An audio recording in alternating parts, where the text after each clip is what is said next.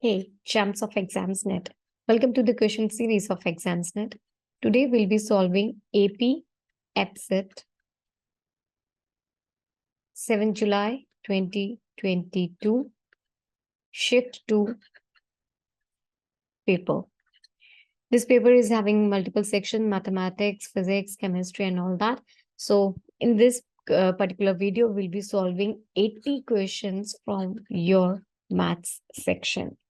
These are going to be mixture. Some will be very easy, some will be very tough. So multiple type of questions will be there. Hope you are well prepared and you are here for the practice of your papers. A very best of luck for your exams. We'll be starting shortly, but before that, here's a quick reminder that if you want to practice all these questions at your own time pace, you can visit our website www.examsnet.com. The link is also available in the description box. For that, you can download the app. All right. So let's start with the paper. The very first question for your mathematics. Best of luck. Here we go. Let f be a function from real numbers to real numbers be defined as fx is equal to 2x plus 3, where alpha and beta are the roots of this particular equation. Then alpha square plus beta square is equal to.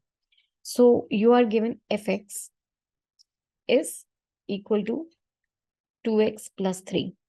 Then what will be fx square?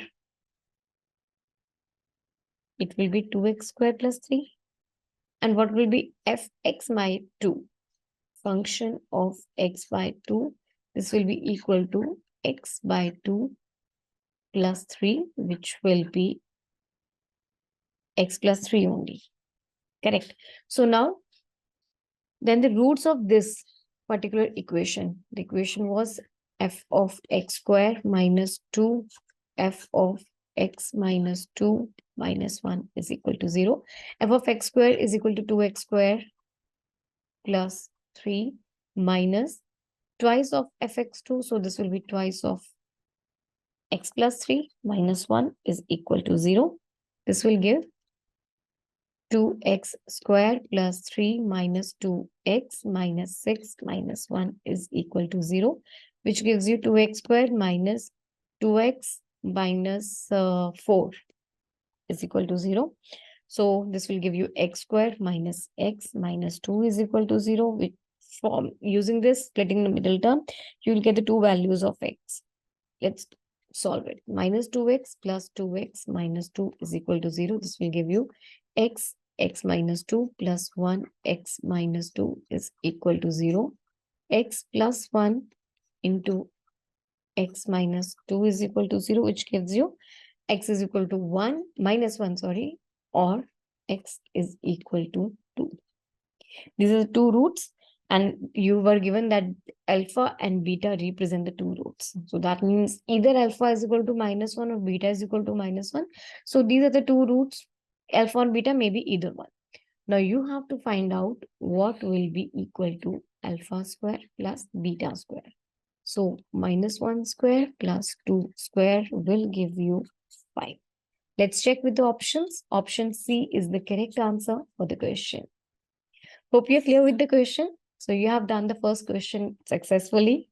Let's move to the second number question. It says, if f is a relation from a set of positive real numbers to the set of positive real numbers defined by this function, then f is what type of function? Is it one-to-one but not onto but not one-to-one, a bijection function, or is it not absolutely a function?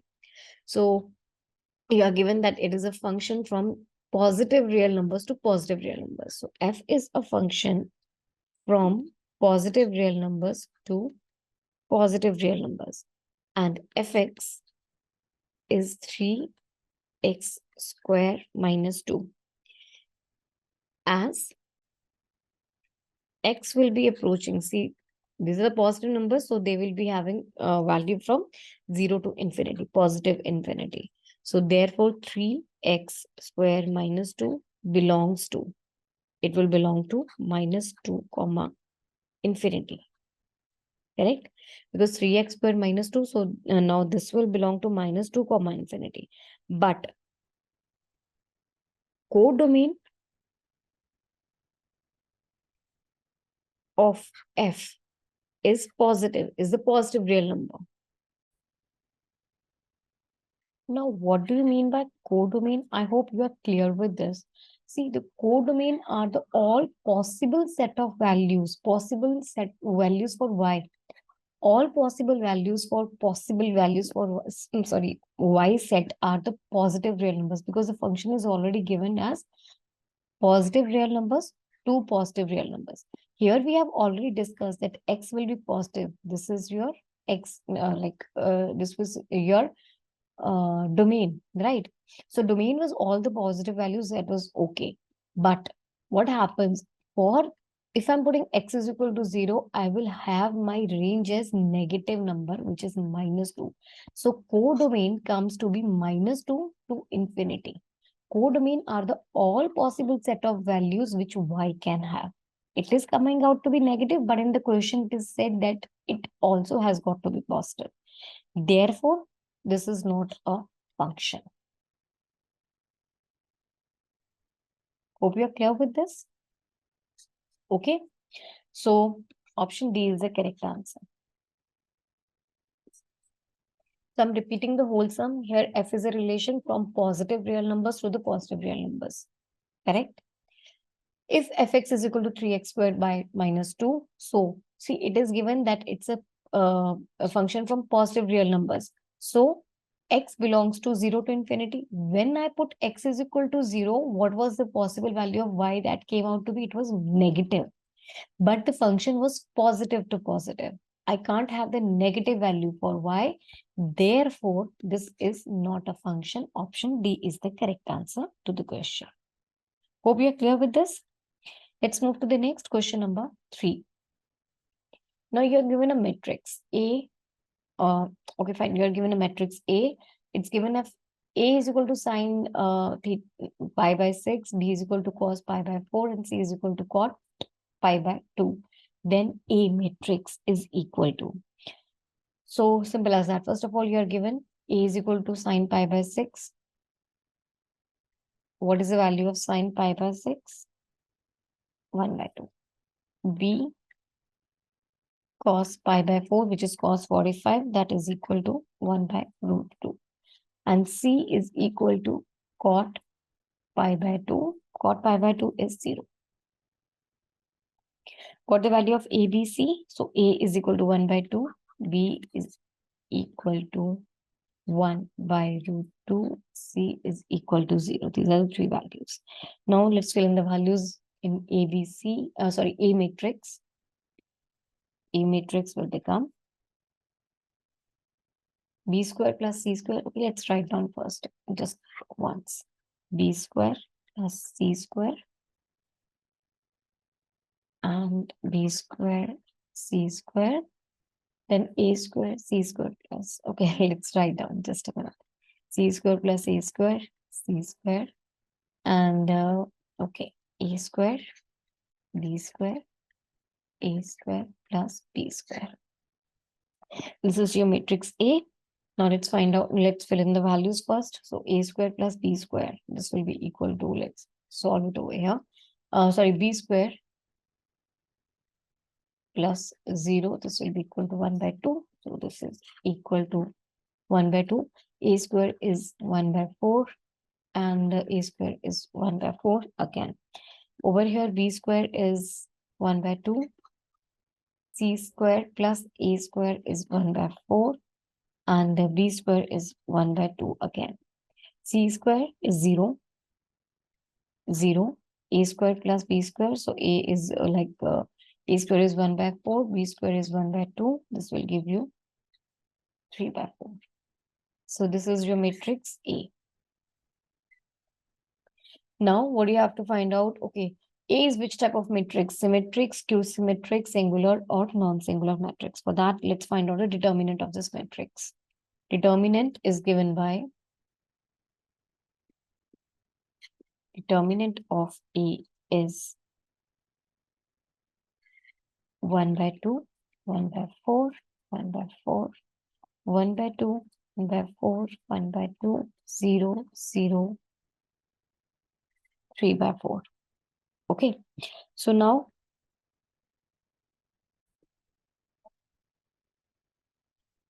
Here, this is column 1, column 2, column 3, row 1, row 2, and row 3. So you look at column 1 and column 2 carefully, you will see that column 1 is nothing but the twice of column 2. Since they are like the same one, therefore determinant is equal to 0. See over here, 1 by 2 is actually twice of 1 by 4. 1 by 2 is twice of 1 by 4 and 0 is twice of 0 only. So here C1 is equal to twice of C2. That means determinant of this matrix is equal to 0. Since the determinant is 0, therefore A is a singular matrix. Let's check with the options. Option C is the correct answer to the question. Hope you are clear. Next is question number 4. If a matrix A satisfies the equation this, then A inverse can be written as. Okay, so you are given that A cube minus 6A square plus 11A minus 6 identity matrix is equal to 0. So let's try to split it up. You can say A cube minus A square minus 5A square plus 5A plus 6A minus 6I is equal to 0. So now I'll take A square common from here. You will have A minus 1. I'll take 5 common from minus 5 common from here. A square minus 1. 6 common from here. I'll have A minus 1 over here. Sorry, not A square. It is A. So 5A. Yes. So now I'll have A minus 1 common from here as well. So I'll repeat this line. A square brackets A minus 1 minus 5A brackets A minus 1 plus 6 brackets A minus 1 is equal to 0. So from all the three terms, I can say A minus 1 is common. So you will have A square minus 5A plus 6 is equal to 0. So again, spreading the middle term for this one. So A minus I, it will be A square minus 6A plus A plus 6 is equal to 0, or A minus identity matrix. So A minus 6, right? There is a, okay. Sorry, this is plus 6 now. So I won't have the factors like this. These are not the correct factors. The factors will have to be changed because here is plus 6. I just mistook it with minus 6. Now the factors will be 3 and 2. So A square minus 3A minus 2A plus 6 is equal to 0, which will give you A minus I. A minus 3 will be the one factor. Wait a minute. Yeah, I'll take A common from here. So A minus 3, you can say identity matrix, minus 2A plus 3 identity matrix again is equal to 0. So A minus I brackets A minus 2 identity matrix, A minus 3 identity matrix. This is equal to 0. So that means A minus 3I. This is a 0 matrix. This can be a 0 matrix. What we have to find out in the question? A inverse can be. Okay, this is what I have to find out. So from here, you can say A minus 3I. This can be a 0 matrix. I can say A is equal to 3 in 3 into identity matrix. A into its inverse is 3A inverse, or this is what? This is identity matrix only. So this is equal to 3A inverse, or A inverse is equal to I upon 3. That's identity matrix upon 3. Let's check with the options. Identity matrix upon 3. Option D stands to be the correct answer. Hope you're clear with this. Then let's move to the next question. Question number 5, the rank of the matrix A is, you have to find out the rank of the matrix. For that, let's write down the matrix. It's 2, 1, 2, 1, 0, 1, and 4, 1, 4. So apply the transformations. What the transformation I'm applying over here? R1 is to R1 minus R2. So when I'm performing this operation on the first row, that is R1 minus R2, the first row will become 2 minus 1, 1, 1 minus 0, 1, 2 minus 1, 1. Second row will be as such, 0, 1, 0, 4, 1, 4. So now this is your matrix. Let's write down 1, 1, 1, 0, 1, 4, 1, 4. Now I'll be applying R2, R2 minus R1. And this for the third row also, I'll be applying something that is R3 minus 4 times of R1. So now the new matrix will become 1, 1, 1. First row will not change, but the second row will be R2 minus R1. So 1 minus 1, 0. 0 minus 1 will give you minus 1. 1 minus 1 will give you 0 again. Now third row will be third row minus 4 of R1. So 4 minus 4 of 1 will give you 0. Then 1 minus 4 of R1 will give you minus 3.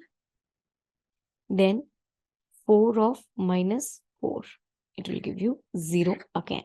So this is your matrix now. That is 1, 1, 1, 0, minus 1, 0, 0, minus 3, 0. Now applying the next set of transformations, which is R2 is minus R2 and R3 is minus 1 by 3 R3. So applying these transformations, first of all, R1 will not change, 1, 1, 1, it will remain as such. R2 will happen to be like, I'll be negating it. So 0, 1, 0. What will happen to R3? It will be minus 1 by 3. So it will be 0, 1, 0. Hope you are clear till here, right? So now this will become, okay, yes. So now this is something 1, 1, 1, 0, 1, 0, 0, 1, 0. So now what a operation will be performed? R3 is R3 minus R2, which will make it 1, 1, 1, 0, 1, 0. And over here, it will be 0 minus 0, 0, 1 minus 1, 0, 0 minus 0, 0. So how many, what do you have to find out? We have to find out the rank of the matrix. So number of non-zero rows over here in this matrix is 1 and 2. Number of non-zero matrix is non-zero matrix, non-zero rows is 2. Therefore, rank of the matrix is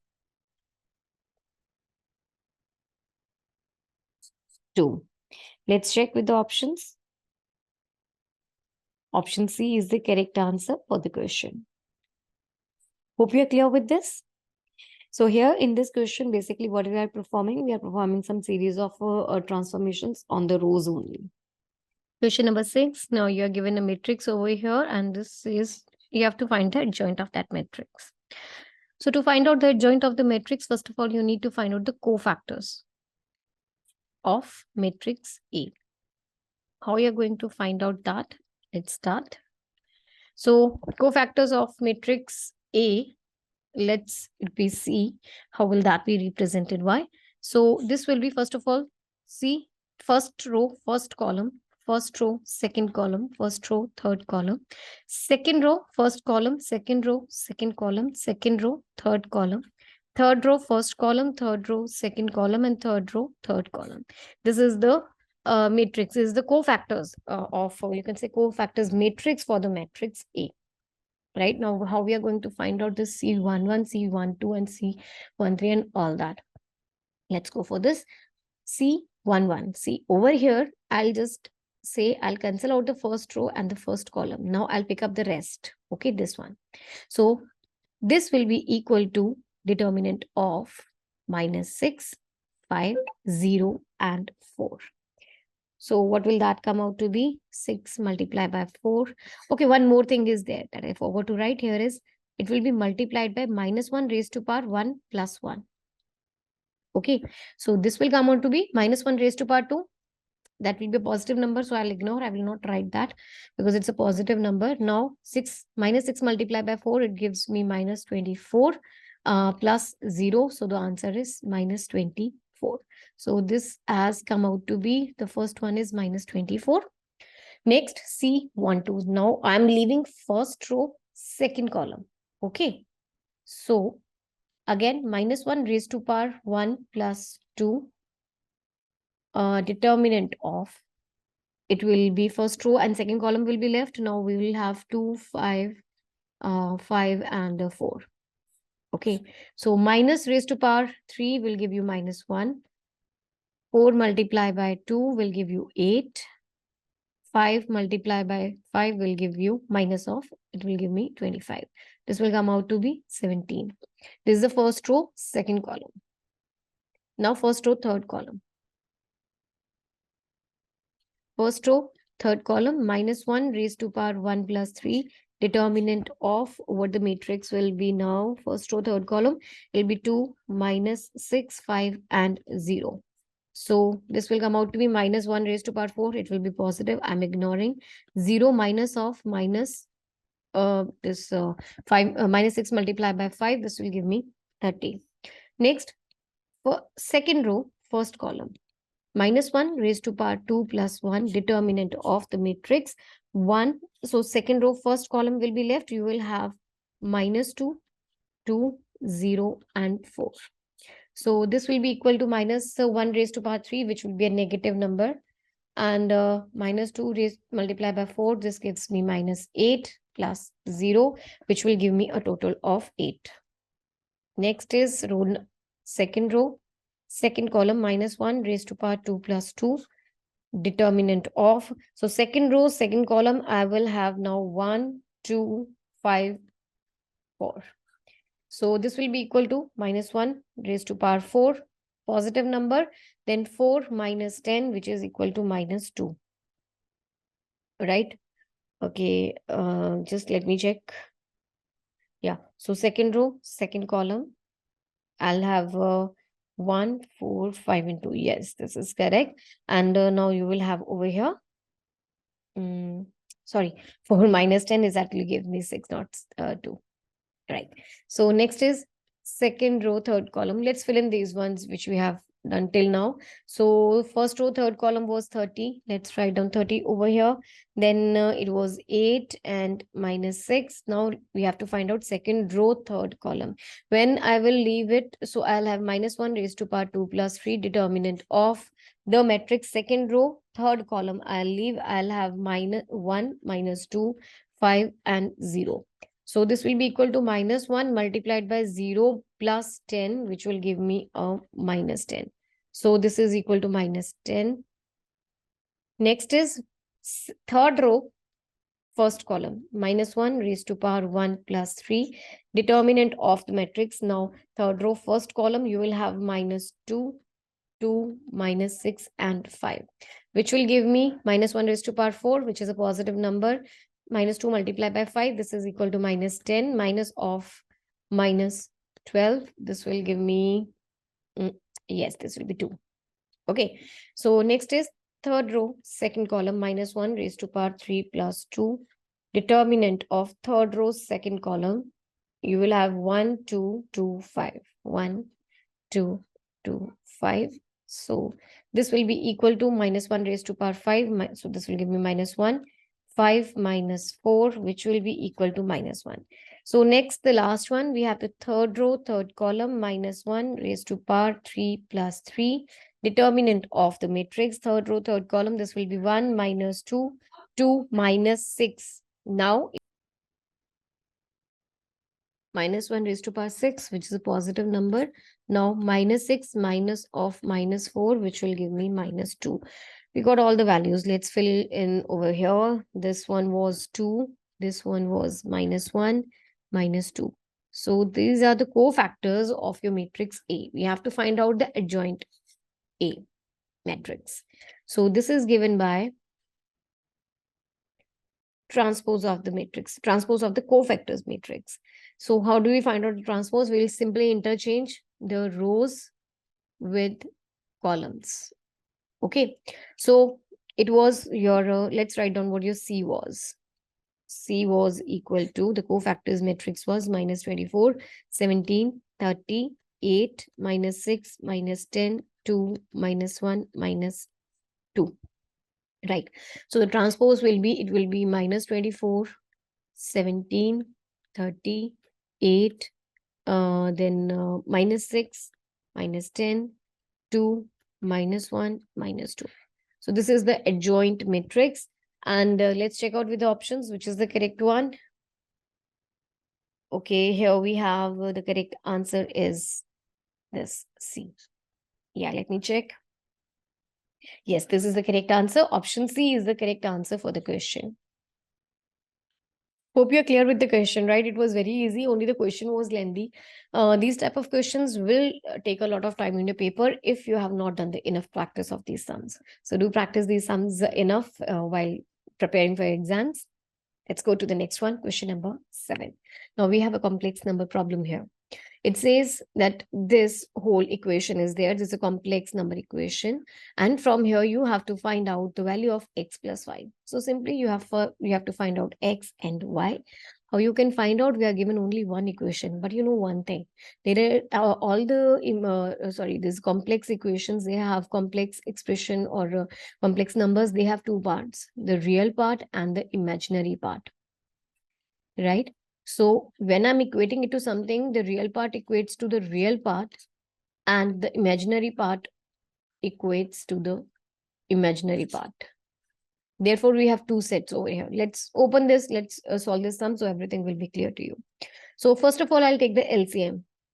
It's given 1 plus iota x minus 2i plus 2 minus 3 iota y upon 3 plus iota upon 3 minus iota is equal to iota. So open up this, you will have, it will be x plus x iota minus 2 iota whole upon 3 plus iota plus 2y minus 3y iota upon 3 iota is equal to iota only. So this will be x plus x minus 2 iota plus 2y minus 3y iota. This is upon 3 minus iota. And over here you are having 3 plus iota. This is equal to iota itself. Now let's take the LCM. So now you have 3 plus iota, 3 minus iota, and it will be x plus x minus 2 iota multiplied by 3 minus iota plus 2y minus 3y iota multiplied by 3 plus iota is equal to iota. Now let's open up the brackets. So you will have a 3x minus x iota plus 3 iota into x minus 2. So you will have minus iota square into x minus 2. Okay. Plus 6y plus 2y iota minus 9y iota minus 3y iota square. This is equal to 9 plus 1. Now, why 9 plus 1? See, this is a plus b into a minus b. So this will be something 3 square minus iota square. And you know iota square is equal to minus 1. Okay, so from here it will be 9 plus 1, which will give me 10. Hope this is clear. This whole equation is equal to iota. So now let's combine the like terms. But before that, we need further simplification. We will write down 3x minus, I'll combine the iota terms now, minus x plus x minus 2. Okay, this 3 is also missing. So 3x minus 6 minus iota square. So this will be plus x minus 2 plus 6y. Solving these two, I'll have minus 7y iota. Iota square was equal to minus 1. So this will be plus 3y. This is equal to 10 iota. Now the things have started to get merged up a little, less complicated now. So over here, you will have a 3x plus x. It will be 4x.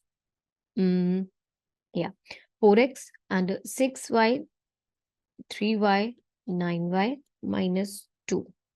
Right, we have solved this one, this one, this one, and this one. Now we have to combine the imaginary part of this number. So you will have, I'll say it will be, okay. So now you have this minus thing over here. So minus iota will be taken common. This will behave as 2x minus 6 minus plus 7y. This is equal to 10 iota. Okay. Yeah. Yes, just a minute. Let me check. So here should be plus. Sorry, it was plus over here. By mistake, I wrote minus.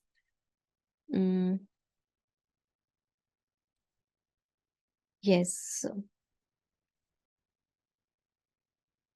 Here is plus and here is minus. Okay, so I'm telling you what I have done. Here was supposed to be plus, and if this is plus, here will also be plus. 7y was minus. Hope this is clear. This is whole. This is now the real part, and this is the imaginary part of the number. Okay, over here you are having only the imaginary part. That means the real part is equal to 0, which means 4x plus 9y minus 2 is equal to 0. Also 2x minus 6 minus 7y, this is equal to, this is equal to 10, right? So let's solve it further. You will have 4x plus 9y minus, okay, this is nothing to be solved, so I'll write it as such. Multiplying both sides by 2, you will have 4x minus 14y. This will be over here. When I bring 10 on this side, this will be minus 16. Minus 16 multiplied by 2 will give me minus 32. So this is the equation. Now let's solve both of them, subtracting 1 from 2. Okay. So 4x plus 9y minus 2 is equal to 0. 4x minus 14y minus 32 is equal to 0. Minus plus plus. So they will cancel out and you will have 23y plus 30 is equal to 0, or y is equal to 30 upon 23. Okay. Sorry, minus 30 upon 23. This is the value of y. From here, I can calculate the value of x, which gives me 4x plus 9y minus 2 is equal to 0. So minus 120 upon 23 plus 9y is equal to 2. 9y is equal to 2 plus 120 upon 23, which is equal to 46. 46 plus 120, this gives me, sorry, I did a mistake. Actually, this was the value of y and it has to be filled in this one. So let's do this one again. 4x plus 9y minus 2 is equal to 0. 4x plus 9y is minus 30 upon 23 minus 2 is equal to 0. From here you have 4x minus 270 upon 23 minus 2 is equal to 0. 4x minus 23. So this will be 270 plus 46, which will give you 316 is equal to 0, which gives you x is equal to 316 divided by 23 multiplied by 1 by 4. So this will cancel at 79. Okay, so the value of x comes out to be 79 upon 23. This is the value of x and y. What do you have to find out in the question? X plus y, right? So let's find out x plus y. X plus y is equal to 79 on 23 minus 30 upon 23, which gives me 49 upon 23. This is the value of x plus y. And our answer to the question, let's check 49 by 23. Okay, this doesn't exist over here, but this is the answer. Let's check.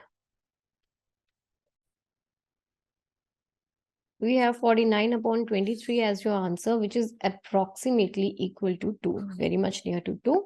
So option D is the correct answer to this question. Hope this is clear to you. Let's move to the next question, number 8. So again, a complex number problem for you. Let's say it says let Z and W be two distinct non-zero complex number. If this is okay, this is the whole equation given to you, then you have to find out which of them is true. Let's write it down. It was modulus of Z square plus 1 whole multiplied by W, modulus of W square plus 1 multiplied by Z. So now let's assume that this Z complex number is equal to some K into W complex number, where K is neither equal to 0 nor equal to 1. Well, now let's use this equation which is given to us. That was Z square, Z modulus square, W minus W modulus square, Z is equal to Z minus W. So this will be equal to K square into, this is K square mod of W square, modulus of W square into W minus K. This is equal to KW minus W. So this will be, let's bring this, you'll take K W square into W. I'll take this common, so you'll be left with K minus 1 inside, and over here it will be K minus 1 into W, right? So this will cancel on both the sides. You will have K modulus of W square into W is equal to W. So you will have this W will cancel, and you will have K is equal to 1 plus W modulus square. Correct? You know this K was equal to Z upon W. So you can write it down like Z is equal to W upon W square. Because Z is equal to KW, right? So now let's multiply both the sides with the conjugate of W. So you will have Z multiplied by W conjugate is equal to W upon modulus of W square into conjugate of W, which will give you, see, W into W conjugate, this is equal to modulus of W square upon W square, which will give you 1 only. So this is equal to 1. Let's check what, okay, WZ into omega, Z into W conjugate is equal to 1. Option C is the correct answer to the question. Hope this is clear to you, right? So if there is any confusion, you can rewind the video and watch it again at your pace. Let's go to the next question, question number 9. So 1 plus omega squared, they denote the cube roots of unity. Then the value of this plus this is which of these numbers? So in this question, you know one thing, there are basically two formulas for this, which will be used in the question. One is 1 plus omega square is equal to 0. And the second one is omega cube is equal to 1. Or you can say 1 into omega square is equal to 1. Now let's come back to our equation. It was 1 minus omega plus omega square raised to power 5 plus 1 plus omega minus omega square raised to power 5 is equal to what? You have 1 plus omega square is equal to 0. From here, I have 1 plus omega square is equal to minus omega. This is one thing. Second, 1 plus omega square is equal to 0. From here, I will have 1 plus omega is equal to minus omega square. So this can be written as minus 2 omega raised to power 5 plus minus 2 omega square raised to power 5. This is something I have to find out the value. So this is this can be written as minus 32 omega raised to power 5 and minus 32 omega raised to power 10. Minus 32 I'll take common, omega raised to power 5, omega raised to power 10.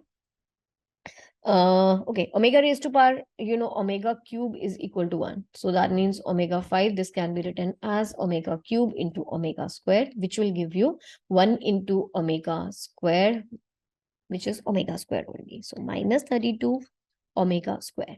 Similarly, omega raised to power 10, this can be written as omega itself. How? Let's check.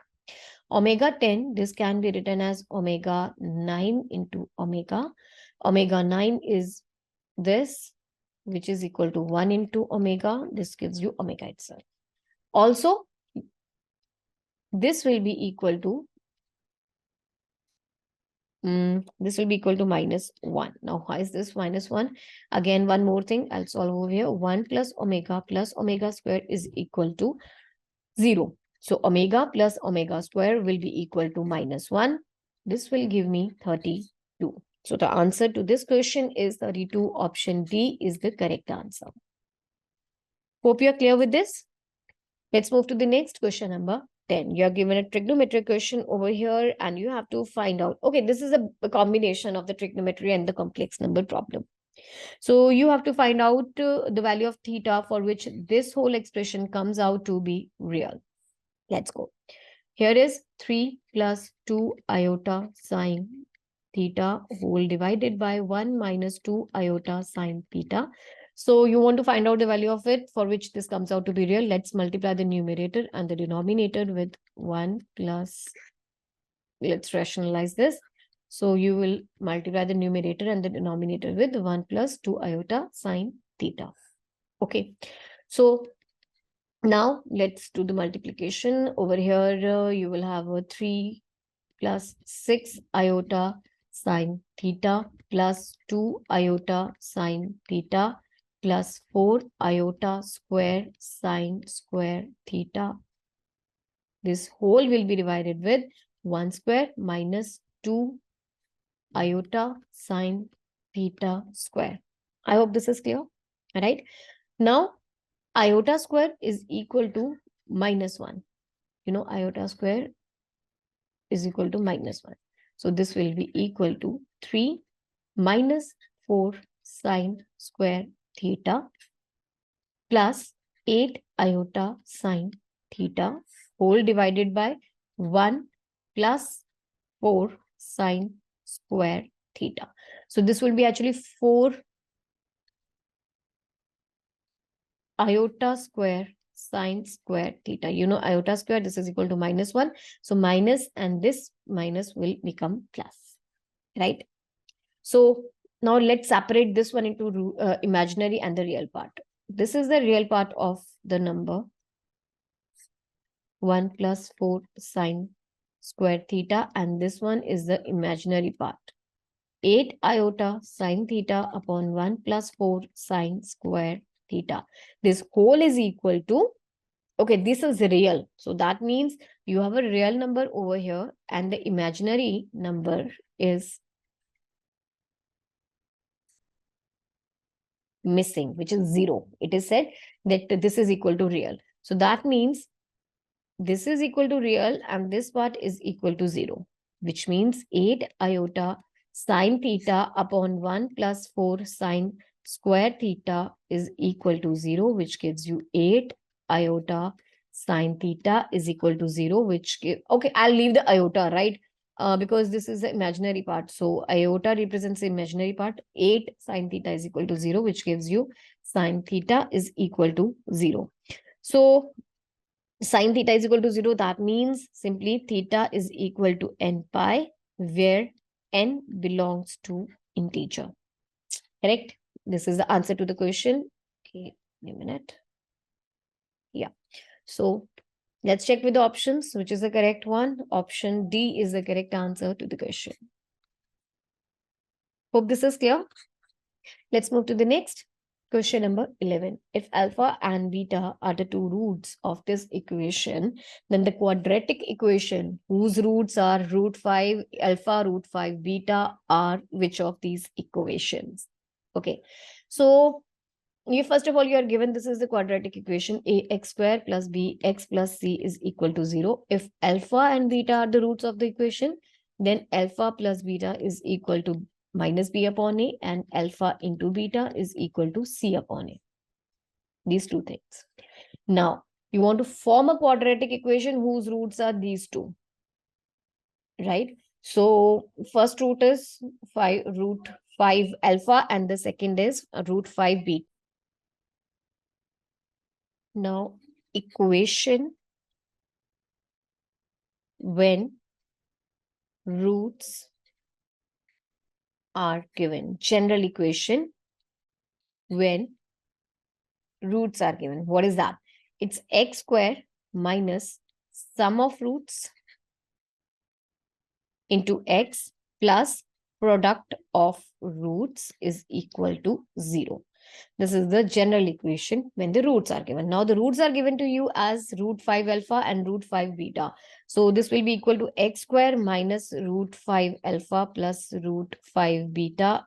X is equal to root 5 alpha into root 5 beta is equal to 0.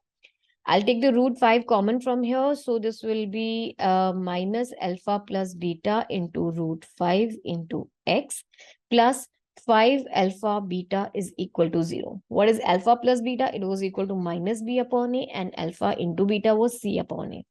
So this will become x square minus of minus b. So this will be b upon a into root 5 into x plus 5 into c upon a is equal to 0. Multiplying both sides by a, you will get a square plus 5 root 5 bx plus 5c is equal to 0. This is the quadratic equation. So let's check with the option which is the correct one. Option A is the correct answer to the question. Hope you're clear with this, and do remember this equation in order to solve the sum effectively. Let's move to the next question, number 12. It says a square, b square, c square.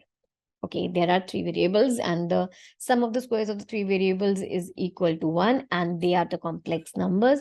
Then the set of extreme values of ab plus bc plus ca is lying in which interval? All right. So very first thing, you have, one thing, if I'm saying a minus b whole square plus b minus c whole square plus c minus a whole square, this is definitely going to be greater than equal to 0 because they are perfect squares and the sum can never be negative. This can be at most greater than or equal to 0. Now, solving this, when you will solve this whole thing, you will get 2 brackets a square plus b square plus c square minus 2 brackets ab plus bc plus ca is greater than equal to 0, right? You are given that this is equal to 1.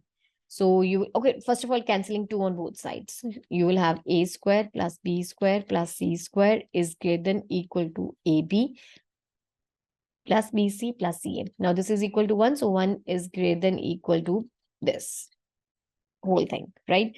This is for the first thing. Now, secondly, you also know one thing, a plus b plus c whole square is greater than equal to 0, right? So opening this, you will have a square plus b square plus c square plus 2ab plus bc plus ca is greater than equal to 0.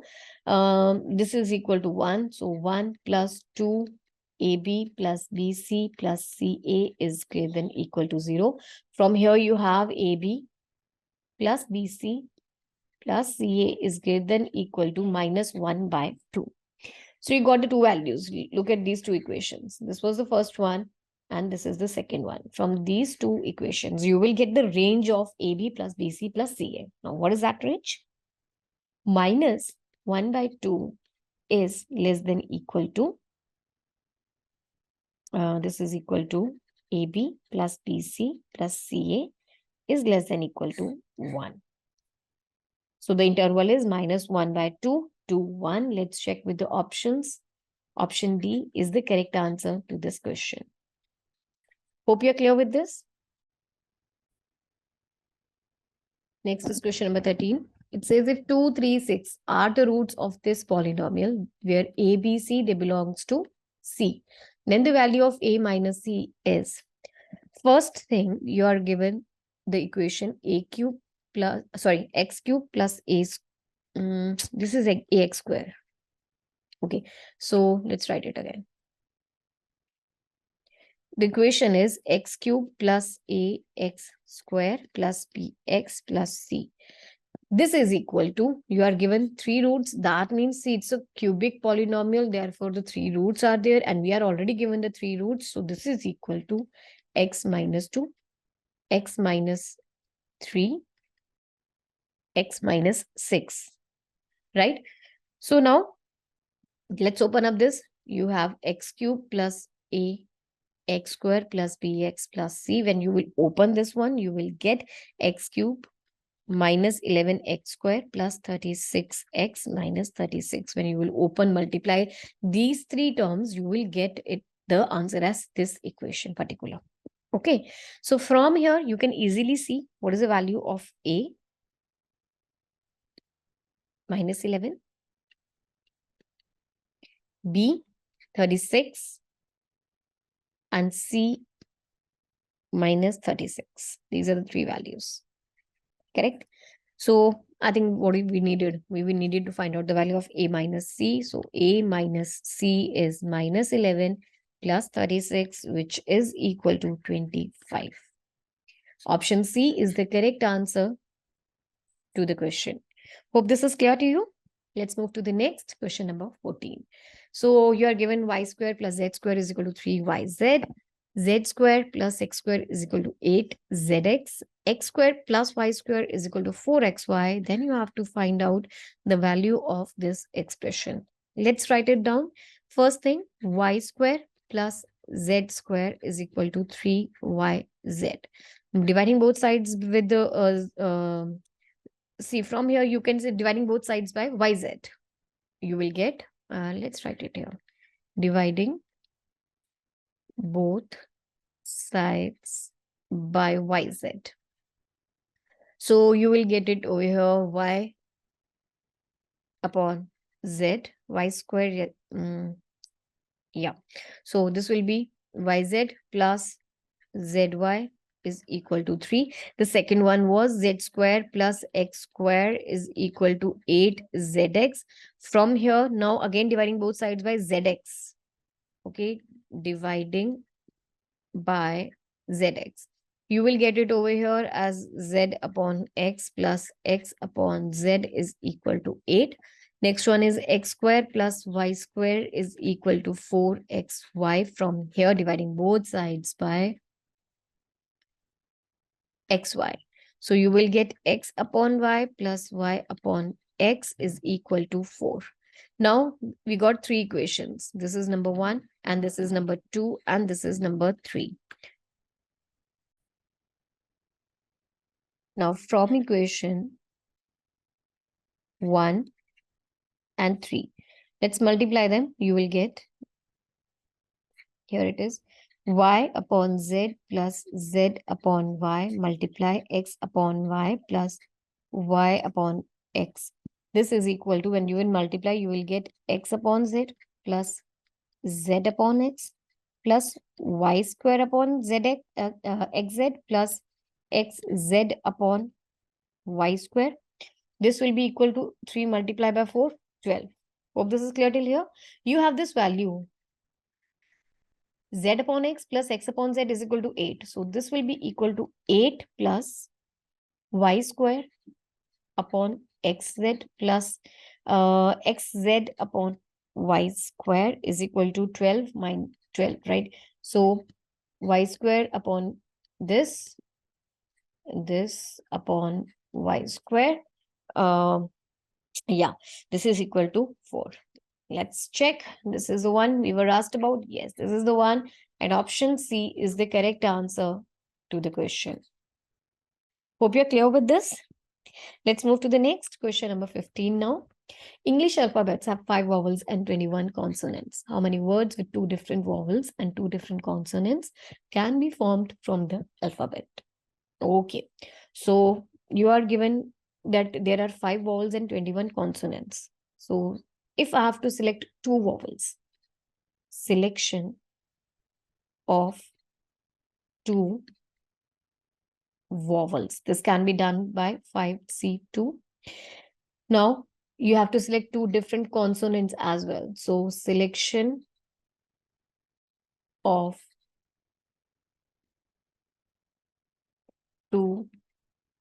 consonants. This can be done by 21 consonants are there, and from there you have to select 2 consonants. Now there are 4 letters which has to be arranged. Arrangement of 4 letters. This can be done in 4 factorial ways, right? How many words with 2 vowels and 2 consonants can be formed? So arrangement of 4 letters can be done in 4 factorial. Therefore, total words that can be formed are 5C2 multiplied by 21C2 multiplied by 4 factorial, which will give you 5 factorial upon 2 factorial into 5 minus 2, 3 factorial, multiplied by 21 factorial upon 2 factorial into 21 minus 2, 19 factorial into 4 factorial. So on solving this whole thing, you will get this as like this can be written as 5 multiplied by 4 multiplied by 3 factorial upon 2 multiplied by 3 factorial multiplied by 21 multiplied by 20 multiplied by 19 factorial whole 2 into 19 factorial into 4 factorial. They will cancel and they will cancel. This will also cancel and you will have 2100 into 4 factorial as your answer. Let's check with the options. Option D is the correct answer to this question. Hope this is clear to you. Next is question number 16. In a plane, there are 37 straight lines, of which 13 pass through a point A and 11 pass through the point B. Moreover, no 3 lines apart from the lines passing through A and B pass through the same point, and no 2 are parallel. Which of the what is the number of points of intersection of the straight lines? Okay, let's write down everything that we are doing. First of all, how many lines are there? There are 37 lines, right? Also, if you have to select 2 lines from it, so number of selection of 2 lines. This can be done. There are 37 lines and from there you have to select 2 lines. So it can be done in 37C 2 ways. Now, number of selection of 2 lines from which are congruent at point A. Number of selection of 2 lines from lines which are concurrent at point A. They are given by 13C2. See, it's given 13 pass through the point A, right? So next, it says number of selection of 2 lines from lines which are congruent at point B. Same thing. Number of selection of 2 lines from lines which are concurrent at point B. See, they are 11C2. Over here, you are given 11 pass through the point B. So now the total number of points of intersection for them are total number of points of intersection.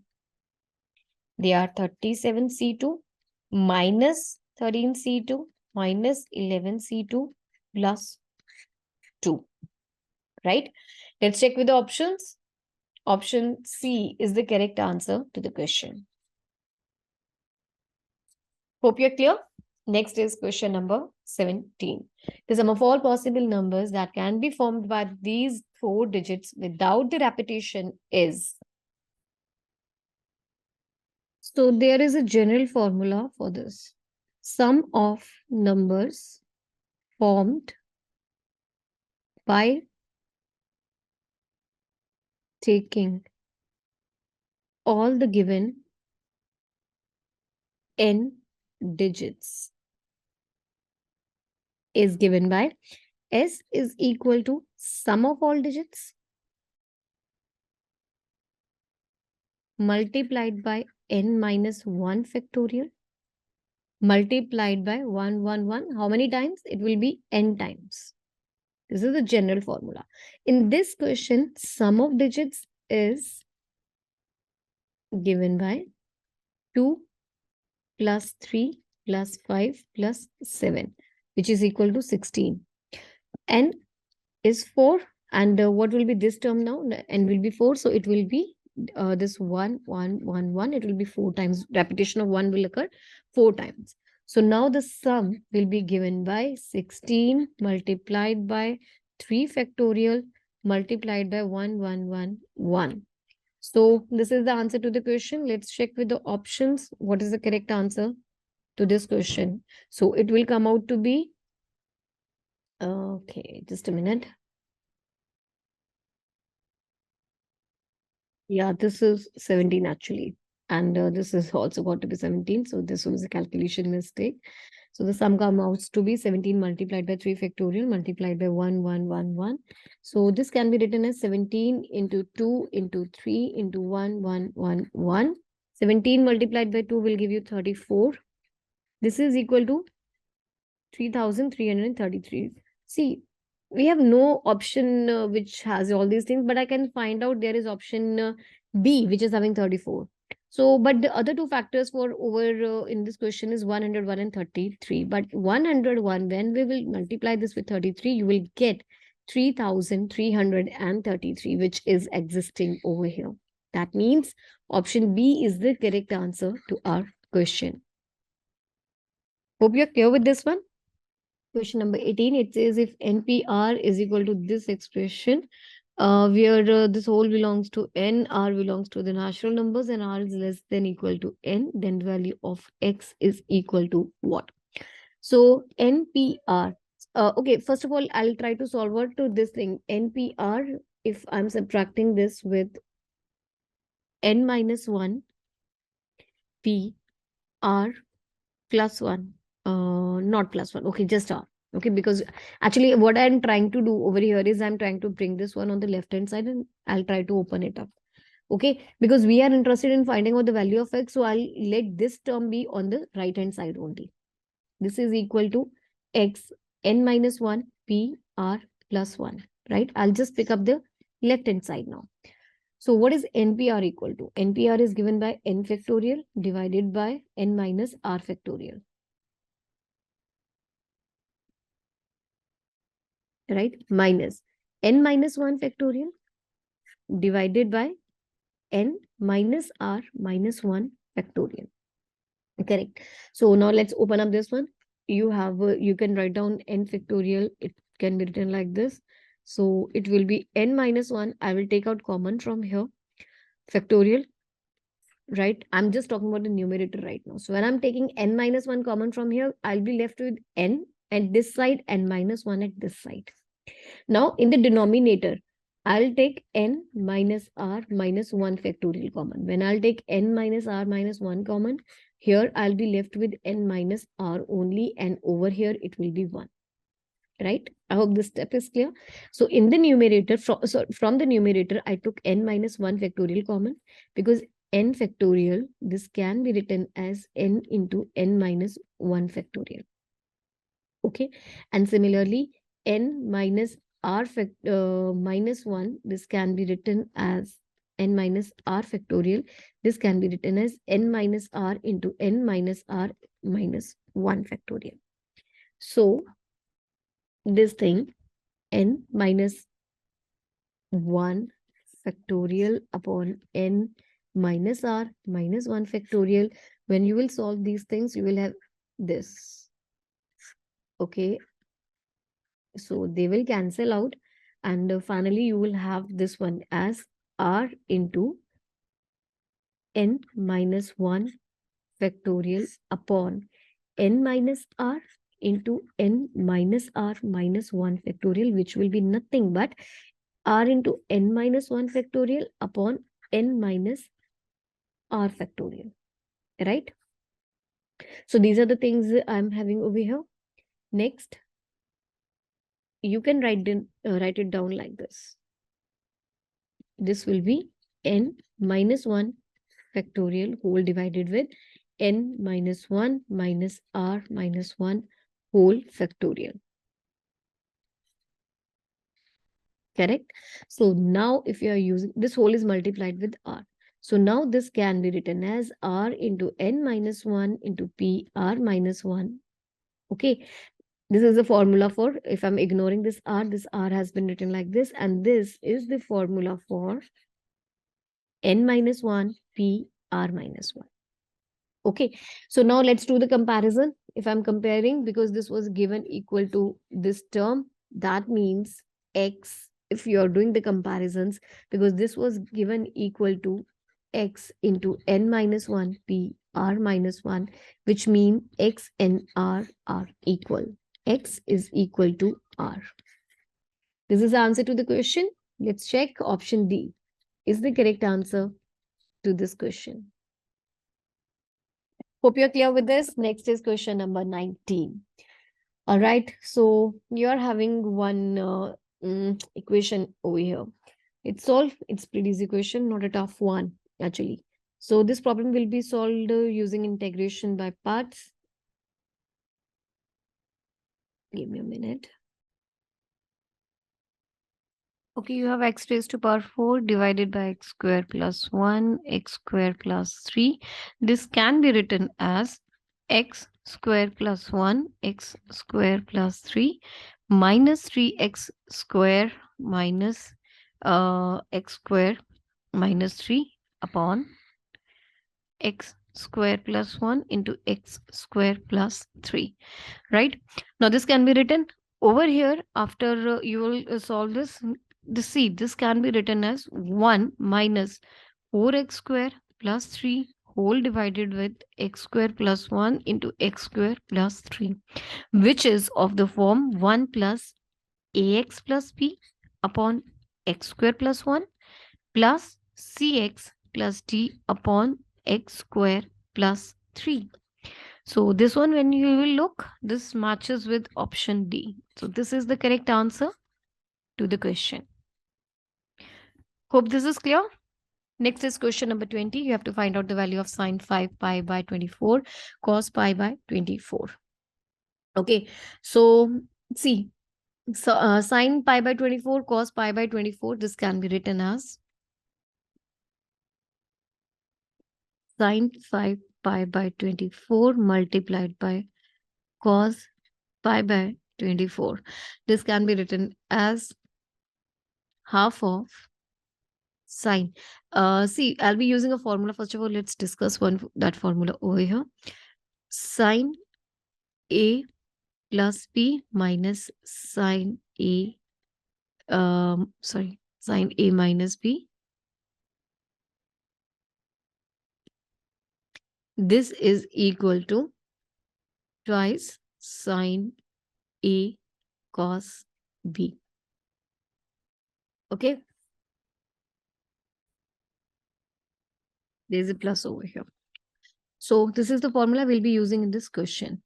Sine, this will behave as A and this will behave as B. So sine AB is equal to half of sine A plus B.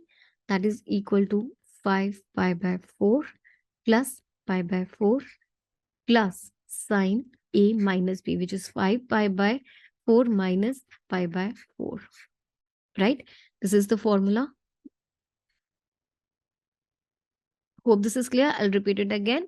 So you are given sine A cos B. This is what you have to find out. This can be written as half of sine A plus B plus sine A minus B. Right?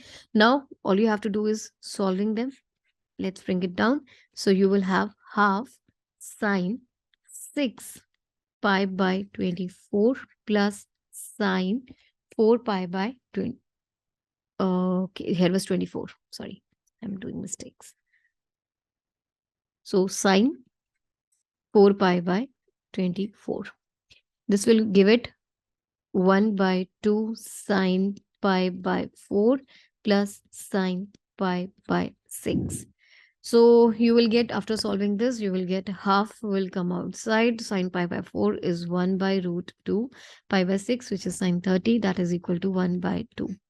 So this will come out to be, this will be 1 by 2 root 2. So here will be root 2. Sorry, 2 will be here. Right. So root 2 will come over here plus 1, which will give you root 2 plus 1 upon 4 as your answer. Hope this is clear. Let's check out with the options. Option A is the correct answer for our question. I hope this is clear to you. Next is question number 21. Again, a trigonometric question for you. Sin x upon 1 plus cos x plus 1 plus cos x upon sin x. This is equal to what? So first thing, I'll pick up sin x upon this. See, this can be written as multiplying the numerator and the denominator with 1 minus cos x. So this will become 1 plus cos x multiply 1 minus cos x. This will give it sin x minus sin x cos x upon this will be 1 minus cos square x, which will be equal to sin square x. I hope you understand this thing, right? So this will be 1 square minus cos square x, which is equal to sin square x. So now when you will open this, you will have cosec x. See, sine divided by sin square x, it will give you cosecant x minus cot x. Okay, clear?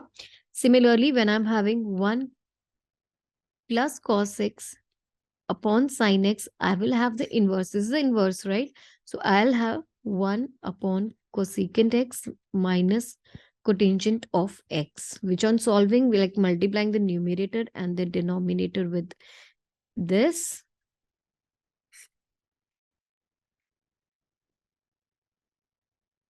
You will get it as cosecant x plus cot x divided by cosecant square x minus cotangent square x, which is equal to 1. So you will have it as cosec x plus cot x. I hope this is clear. Now both the things are clear. You simply have to add them. Let's do that. You have to add them in the question. Now, according to the question, this is number 1. This is number 2. Adding 1 and 2. So when you're adding 1 and 2, you will get sin x upon 1 plus cos x plus 1 plus cos x upon sin x. This is equal to cosec x minus cot x plus cosec x plus cot x. Okay, give me a minute. I did a mistake. Yeah. So over here, they will cut down and you will have 2 cosecant x as your answer. Option B is the correct answer to this question. Hope you're clear. Let's move to the next question, number 22. So you're given 2 cot square theta minus cot theta minus 3 is equal to what? So this forms a quadratic equation, right? Where if I'm putting cot theta is equal to x, imagine cot theta to be x. So this is a quadratic equation. I want the two numbers such that the product of the numbers is minus 6 and sum of the numbers is minus 1. So you can write it as 2 cot square theta minus plus 2 cot theta minus 3 cot theta minus 3. So 2 cot theta, I'll take common. You will have cot theta plus 1 minus 3 cot theta plus 1. So 2 cot theta minus 3 cot theta plus 1. This is not equal to 0 actually. Sorry, you have to factorize it. So 2 cot theta minus 3, 2 cot theta, sorry, 2 cot theta minus 3 cot theta plus 1. This is option A. So this is the answer to our question. Hope you're clear. Next question, number 23. So in this question, we are given cos theta into cosec theta minus secant theta minus cot theta is equal to what? Okay, so let's go to solve the question. First of all, let's open up the brackets. So you have cos theta into cosec theta minus cos theta into secant theta minus cot theta. This is what you have to find out. So this can be written as cos theta upon sin theta minus cos, like this will cancel and you will have 1 over here, minus cot theta, right? And okay, so this is equal to cot theta again, cot theta minus 1 minus cot theta. This will be equal to minus 1 only because they will cancel. And option A is the correct answer to this question. Hope you're clear. Let's move to the next question, number 24. You're given root of a square b square minus 4r square. Okay, this whole expression is given to you. Let ABC be the acute angle triangle, then the area with the area R, then this whole thing is equal to what? This is what you have to find out. See, you need to understand one formula for understanding this question, that is area of an acute angled triangle is half. If I'm taking the sides AB, so it is AB into sine of C. That is, see, if this is a triangle, A, B, C. This is side C, this is side B, and this is side A. Similarly, this can be written as area of the triangle is half BC sine A. Area is also equal to half CA sine B. Correct? So now, 4R here, R represents the area. That means 2R, this is equal to either half AB sine C, not half, not half been already utilized. So 2R is equal to AB sine C, or this is equal to BC sine A, or this is equal to CA sine B. Correct. Now 4R square, like it can be written as 4R square will be the square of these terms. I hope this thing is clear to you. Right, now let's pick up these three terms one by one. So 1, 2, and 3. So first of all, you will pick up root of a square b square minus 4r square. This is the first term. So this can be written as a square b square, 4r square can be written as minus of ab sine c whole square. So this will be equal to, I'll take the ab common. So ab a square b square 1 minus sine this 1 minus sine square c, which can be written as root of a square b square into cos square c, or this is equal to ab into cos c. I hope this thing is clear to you. Next thing, b square c square minus 4r square. So b square c square minus 4r square. This can be written as b square c square minus this will be equal to BC sine A whole square. So when you will solve, you will again get the same thing, BC cos A. Similarly, solving C square A square minus 4R square, this can be written as C square A square minus CA sine B square. This is equal to CA cos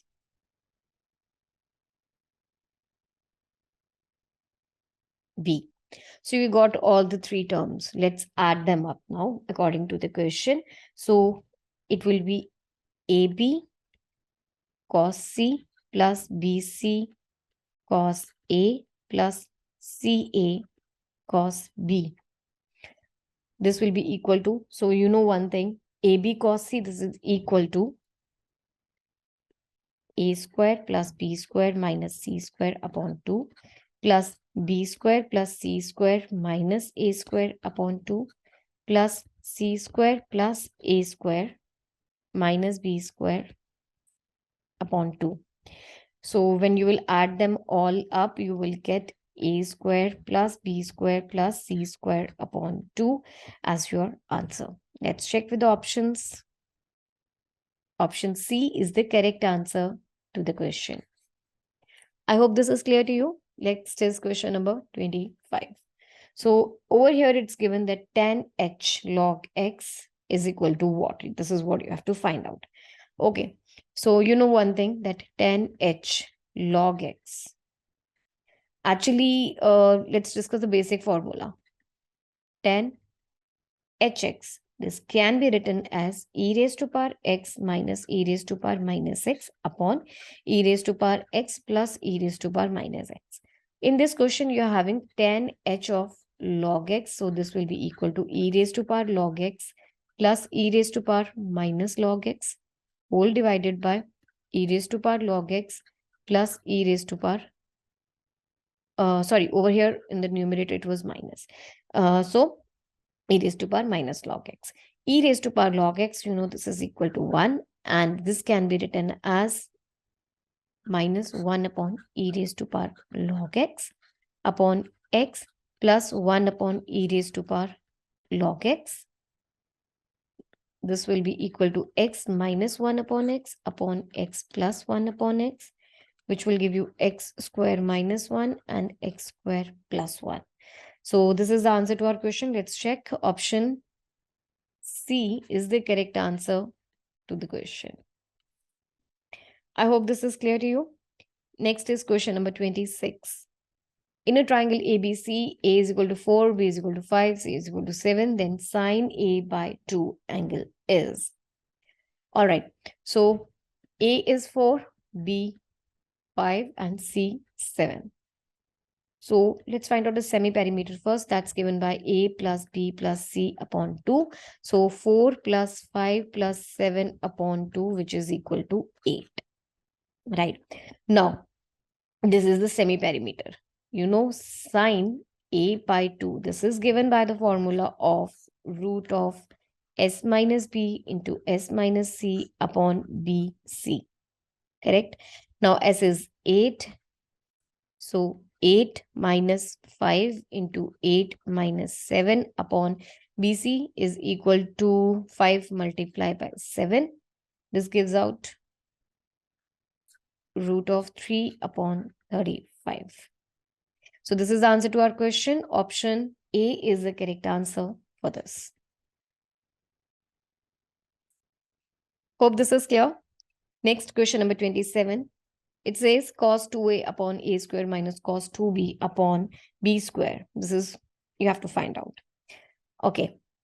So let's pick up first of all cos 2a upon a square minus cos 2b upon b square. Cos 2a, this is equal to 1 minus 2 sine square a upon a square minus 1 minus 2 sine square b upon b square. Right?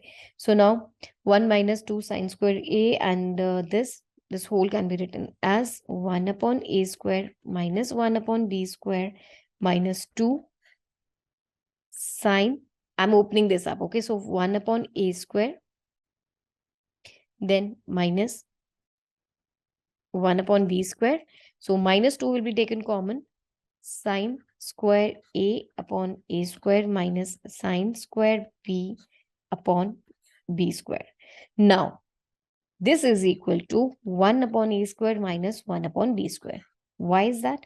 Because sine a upon a is equal to sine b upon b. So therefore, they will cancel out each other and you will be left only with 1 upon a square minus 1 upon b square. Option B is the correct answer to this question. Hope this is clear. Next is question number 28. In a triangle ABC, let angle C is pi by 2, that is 90 degree, and R are respectively in radius and circumradius of the triangle ABC. Then the sum of both the radius is.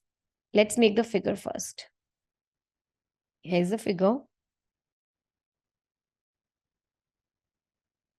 So A, B, and C. The C is given by pi by 2.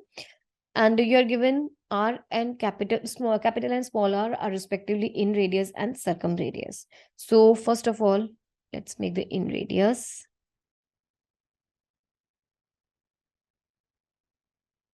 Here it is. So this is given by small r. Then capital R plus small r, this is equal to. So first of all, I'm imagining, see, this is x, then this is also x. Why is that? They are tangents. If I'm name them something like D and E and F. See, AD is equal to AE. Why? They are tangents from same external point. So I'm naming this as X. Similarly, this will be Y and this will be Y. And similarly, see, this is equal to R. This is R. This makes a square. So even this is R and this is R. Correct? I hope this thing is clear to you. Okay. So next thing, see, when you are having a circumcircle to it, so that means something like this.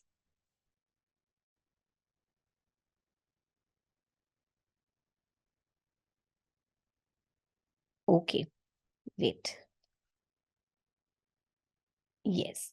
So now, if I'm talking about this circle C2, this is circle C1.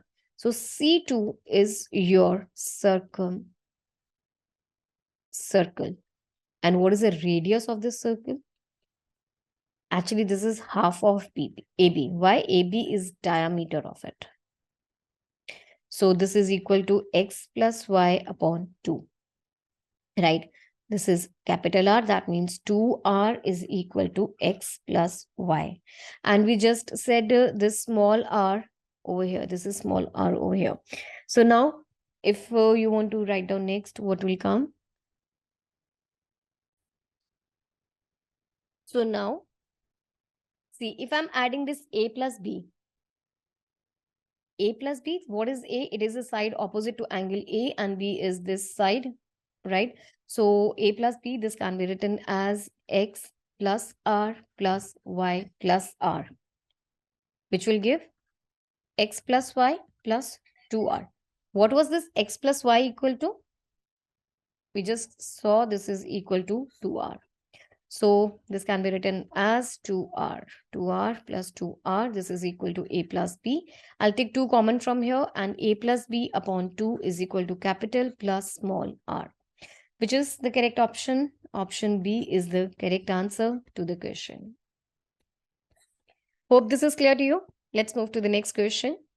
Question number 29. Let A vector is I plus xj plus k and B vector is I plus j plus k, and A vector plus B vector modulus is equal to A vector modulus plus B vector modulus. Then, which of the following is true?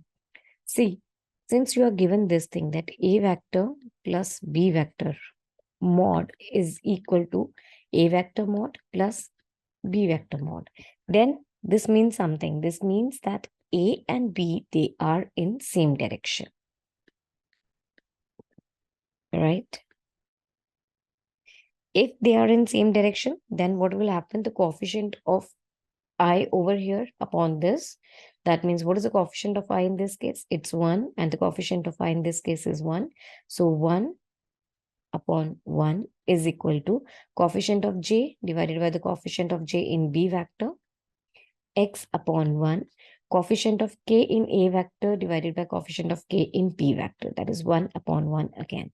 From here, you have the value of x is equal to 1. It is very simple question for you. So option A is the correct answer. Hope you are clear. Next is question number 30. So now again a vector problem for you. It says if A is this vector, B is this vector, C is this vector, and XA plus YB plus ZC is equal to 0, then this whole expression is equal to what? So first you are given this A, B, and C. Now let's make X a vector. This will be equal to X. I'll multiply this. So it will be I plus 2j plus 3k. Okay, right?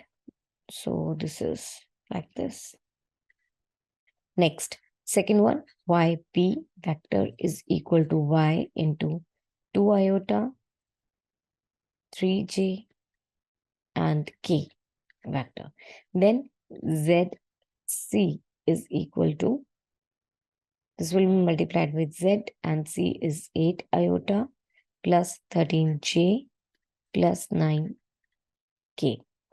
Right, now let's add them because in the question we have to add them. So let's add them. And what will happen? I'll just separate out the coefficients of not iota. So sorry, I was saying that iota.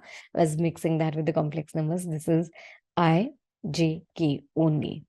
Now, and okay, fine. So now it will be X plus 2Y plus 8Z into I vector plus, now I'll combine the J vector terms.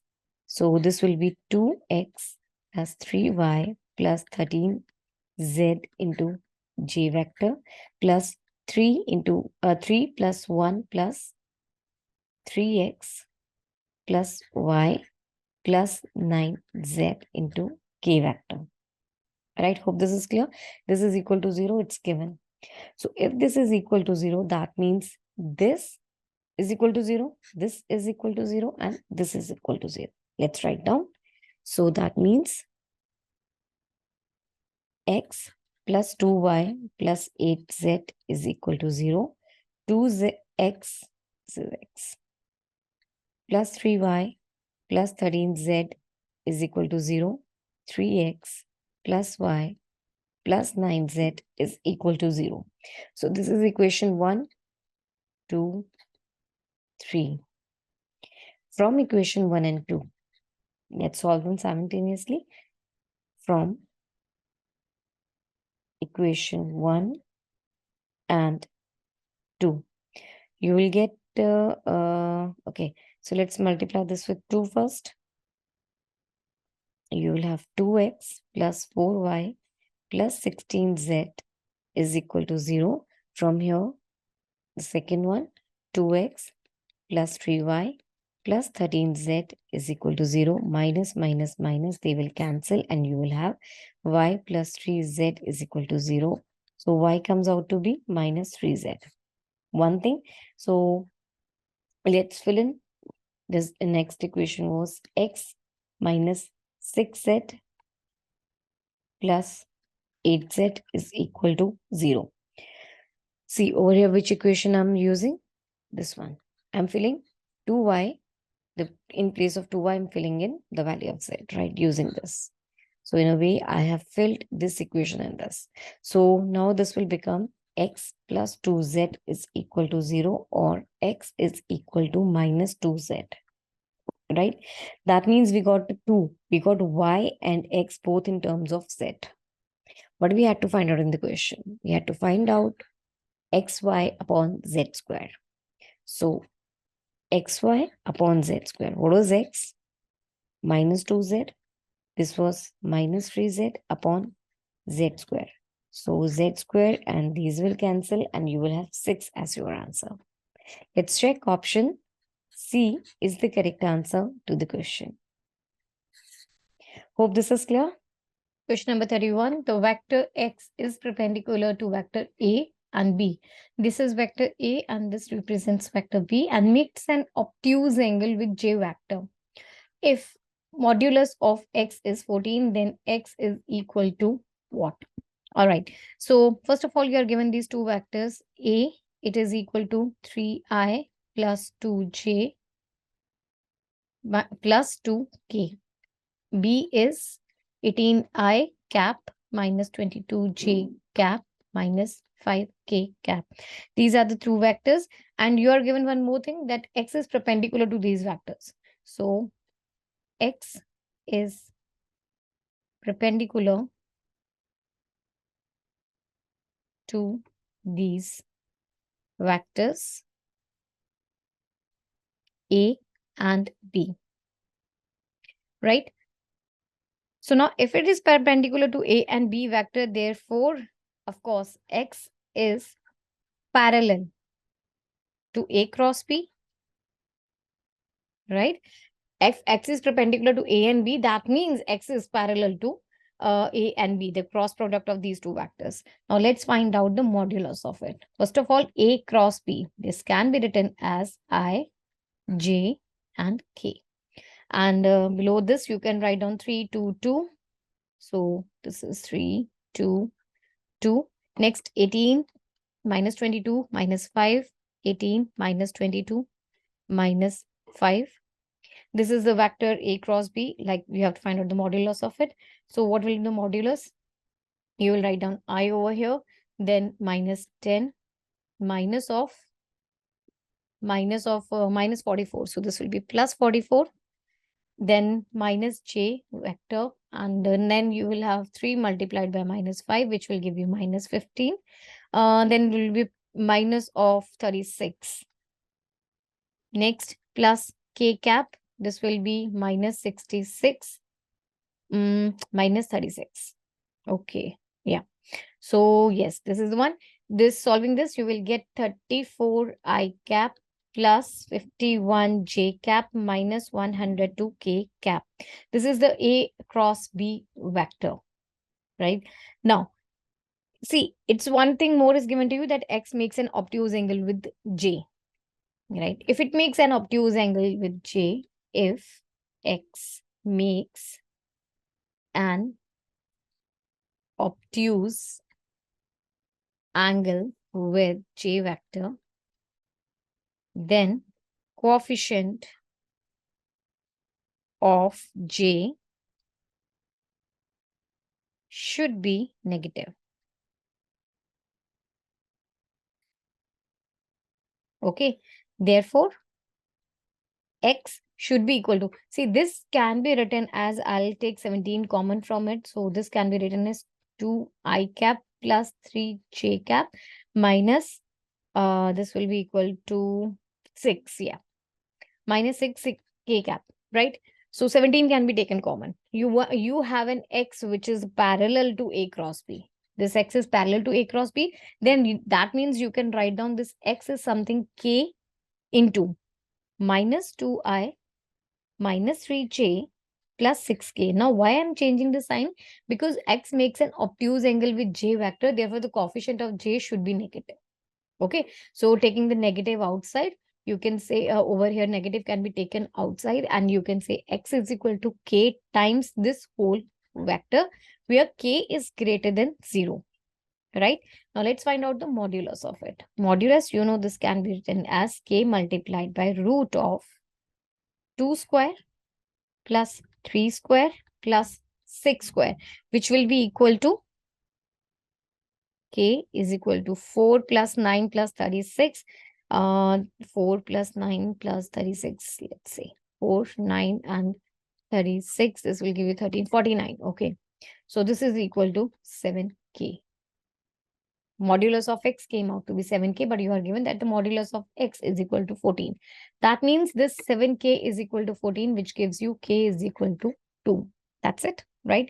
You got the value of k. Now it's easy to find out this x. So x comes out to be,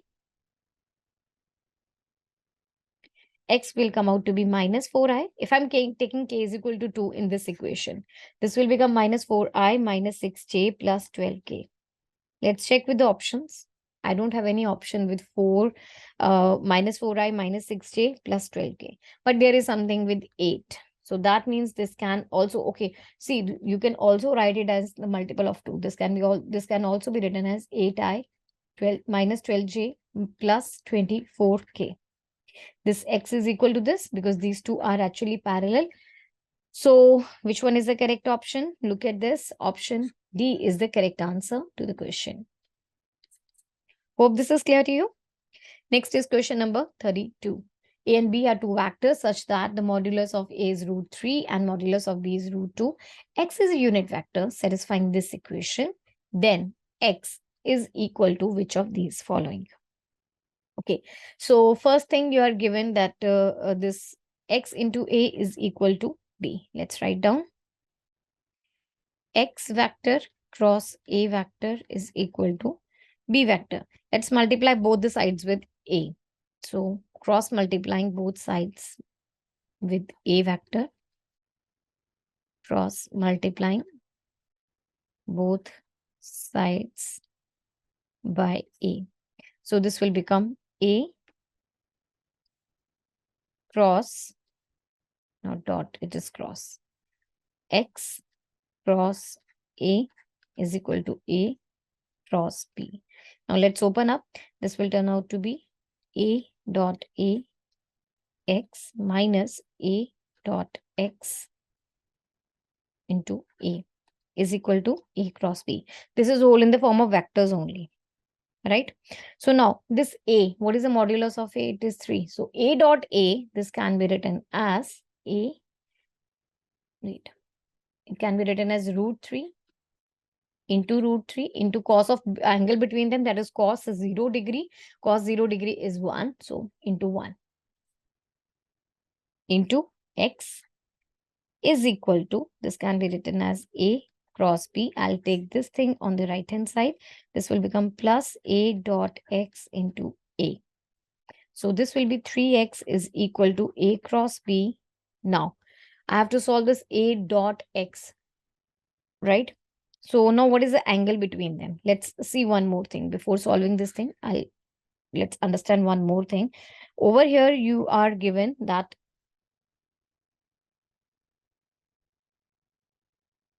X cross A is equal to B. That means modulus of this is equal to modulus of this, if you follow this equation, right? So what is A vector? It gives you modulus of A multiplied by modulus of X and multiplied by sine of angle between them, then let it be theta. And what is modulus of B? Modulus of A is root 3. This is equal to root 3. You know, X is a unit vector, so it will be equal to into 1. Sine, I don't know what is the angle between them, but modulus of B is given to you as root 2. This gives you sine theta is equal to root 2 upon 3.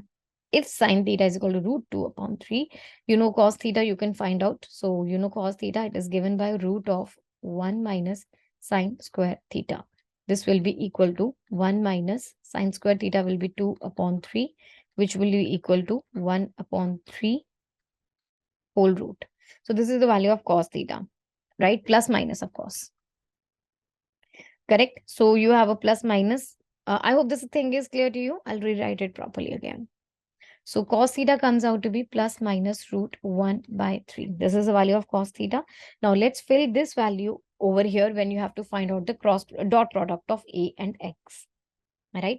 So A and X dot product, this can be written as plus minus. What is the value of A? Modulus of A, it is 3. Modulus of X is 1. And sine theta, that means the angle between them. What is A dot X? This is equal to modulus of A into modulus of X into sine of angle between them. So what is sine theta? Sine theta, we just calculated, it is root 1 by 3. Let's fill root 1 by 3 into A. So they will cancel and yeah. So you will have 3x is equal to A cross B plus minus A, right?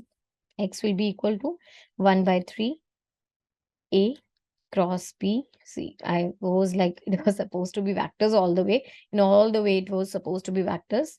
Over here, everywhere actually. Okay. So, yeah, I think I put everywhere. So, yes. So now here will be plus minus A vector. So this is our answer. X is equal to 1 by 3 whole multiplied by A vector cross B vector plus minus A vector, which is option D. So this is the correct answer to our question. Hope you are clear with this. Let's move to the next then. Question number 33. The set of real values of lambda for which these two vectors are perpendicular to each other is. See, when the two vectors are perpendicular to each other, that means the angle between them is angle between them is 90 degree, right? Angle between them is 90 degree. That means which one? Shall we take the dot product or the cross product? Of course, we will take the dot product because dot product between two vectors is equal to modulus of first vector multiplied by modulus of second vector multiplied by cos of angle between them. So similarly, if I'm having these two vectors, That means the dot product of these two vectors will be equal to modulus of this vector multiplied by modulus of the second vector multiplied by cos of angle between them. And you know cos of these two, cos of 90 degrees, 0. So that means a dot product of these two vectors, lambda I minus 3j plus 5k multiplied dot 2 lambda I minus lambda j plus k is equal to 0. Correct? I hope this is clear till here. So that means when I'm taking a modulus taking the dot product of these two vectors, I'll multiply this with this. So you will have 2 lambda square plus 3 lambda plus 5. This should be equal to 0. Right now, this forms a quadratic equation in which the variable stands to be your lambda. It's a quadratic equation in lambda. So for the root, what you are asking the question for the set of real values, let's check the discriminant. If you want to check the nature of the roots, so let's check the discriminant. You know the formula for the discriminant, it's given by b square minus 4ac. So here what is a? It is 2, b is 3, and c is 5, right? So let's check the nature of the discriminant. That's b square minus 4ac.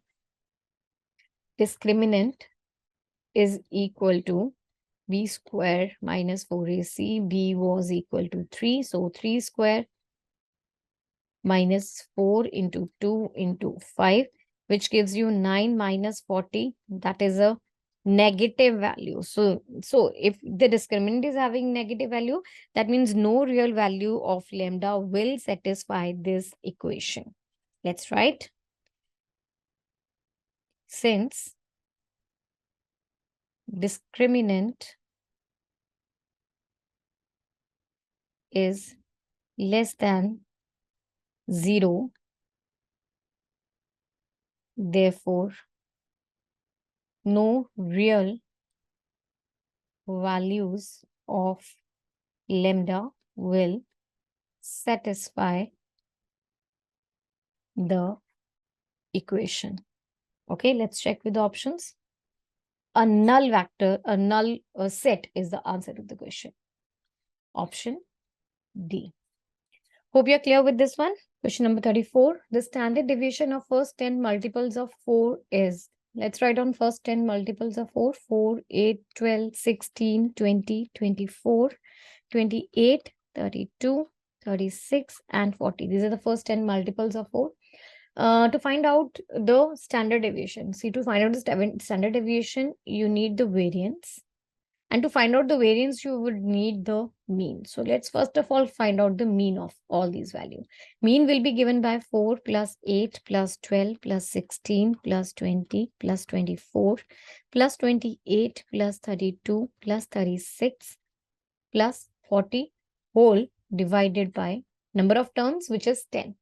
Right? So what is now all of these equal to? Let's take 4 common. This will be equal to 1 plus 2 plus 3 plus so on till 10 whole divided with 10. So 4 into, what is the formula for sum of first n natural numbers? It's given by n into n plus 1 upon 2. I hope you remember this. This is the formula for sum of first n natural numbers. So this will be equal to n, that is 10 into n plus 1, which is 11 divided by 2, and 10 was already present there. So this will be equal to 22.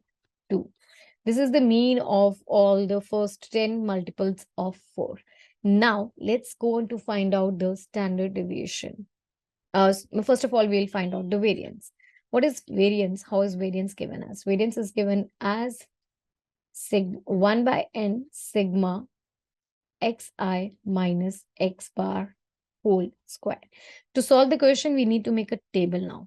So this is the value of xi, which is 4, 8, 12, 16, 20, 24, 28, 32, 28, 32, 36, and 40. These are the values of xi.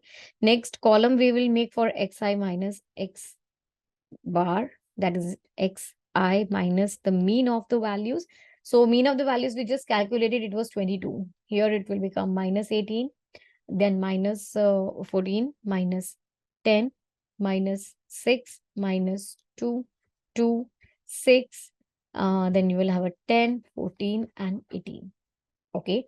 Now let's find out the third column, which is xi minus mean of them square.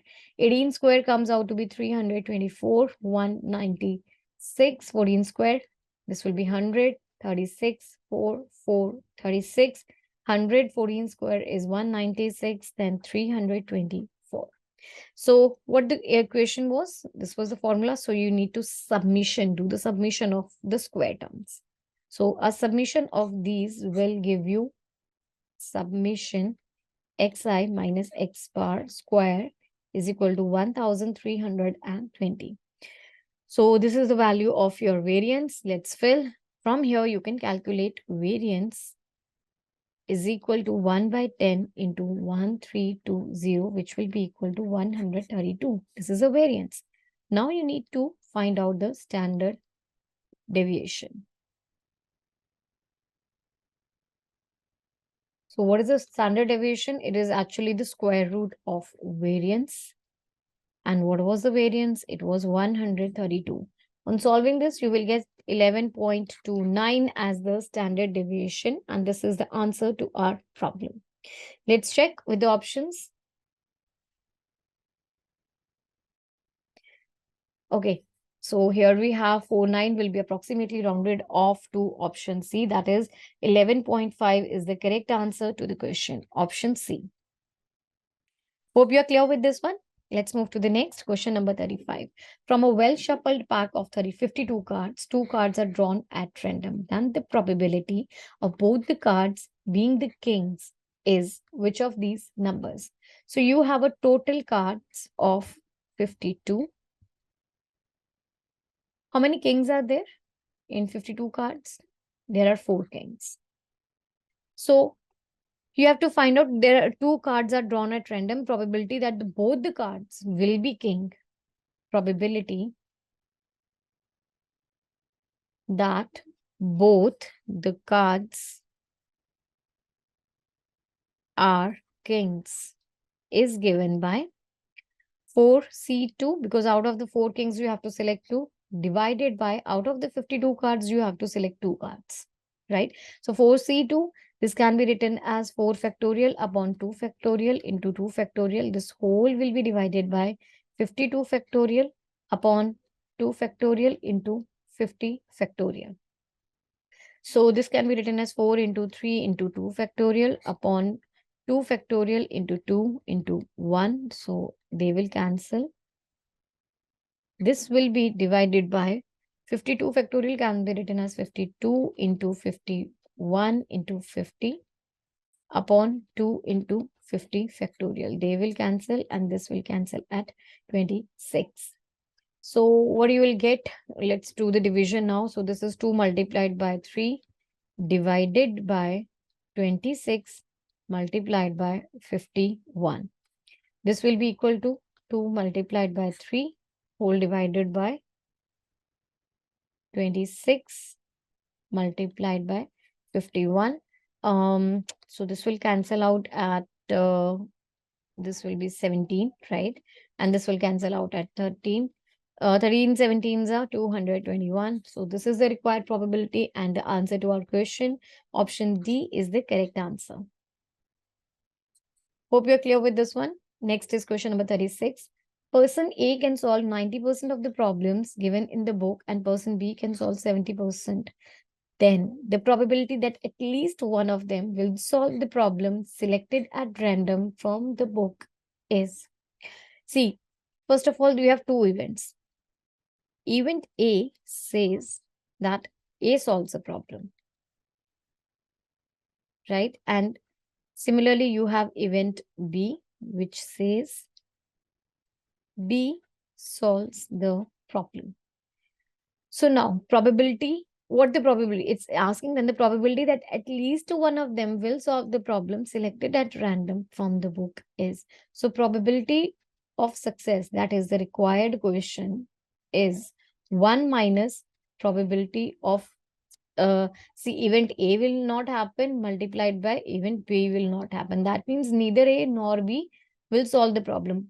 Probability of success is equal to 1 minus neither A nor B will solve the problem. So this can be given as probability of A solving the problem is 90 upon 100 and probability of B solving the problem is 70 upon 100. Right. So what is the probability? This is 90 upon 100. Let's discuss here.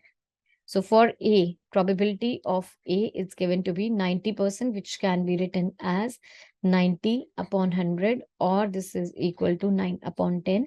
And the probability of B is 70 upon 100, which is equal to 7 upon 10. So what is the probability of A negative? This will be 1 minus 9 upon 10, which will be 1 upon 10. Probability that event B will not happen will be 1 minus 7 upon 10, which will be equal to 3 upon 10. So here I can write down 1 upon 10 multiplied by 3 upon 10, which will give you 1 minus 3 upon 100 or 97 upon 100. And this will give you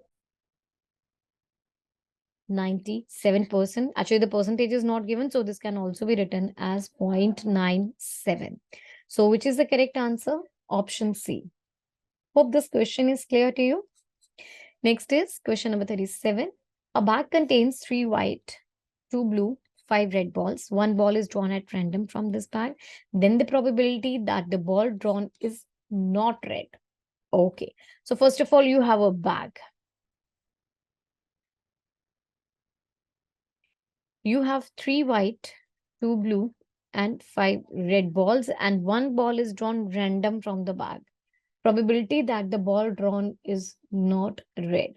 So probability ball is not red is equal to 3 plus 2, right? The probability of getting a white and the blue ball divided by the total number of balls. That's 3 plus 2 plus 5, which is equal to 5 by, this is 10, which is equal to 1 by 2. Right. So 1 by 2 is the required probability. That is, the ball drawn is not red. So option C is the correct answer to this question.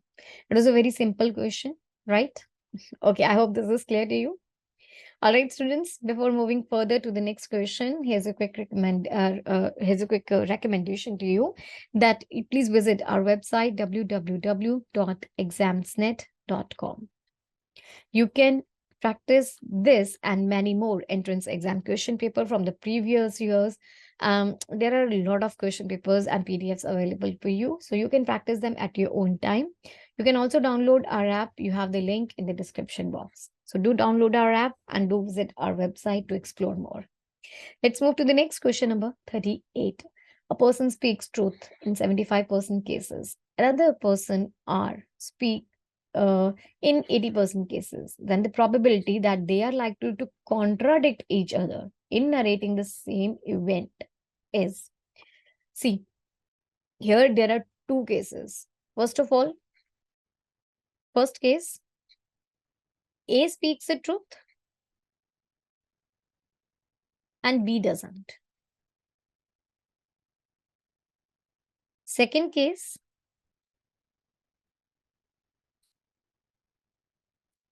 B speaks the truth, A does not. Right? So now the required probability. See, P speaks the truth, 70. Let's discuss here. So for the P speaks the truth, this is for the P. If he's speaking the truth, you can write down, actually P will, you will misinterpret with, okay, like P speaks, probability P speaks truth. This is equal to 75%, which will be 75 upon 100 or 3 upon 4. Then the probability that B speaks the truth. Sorry, R speaks the truth.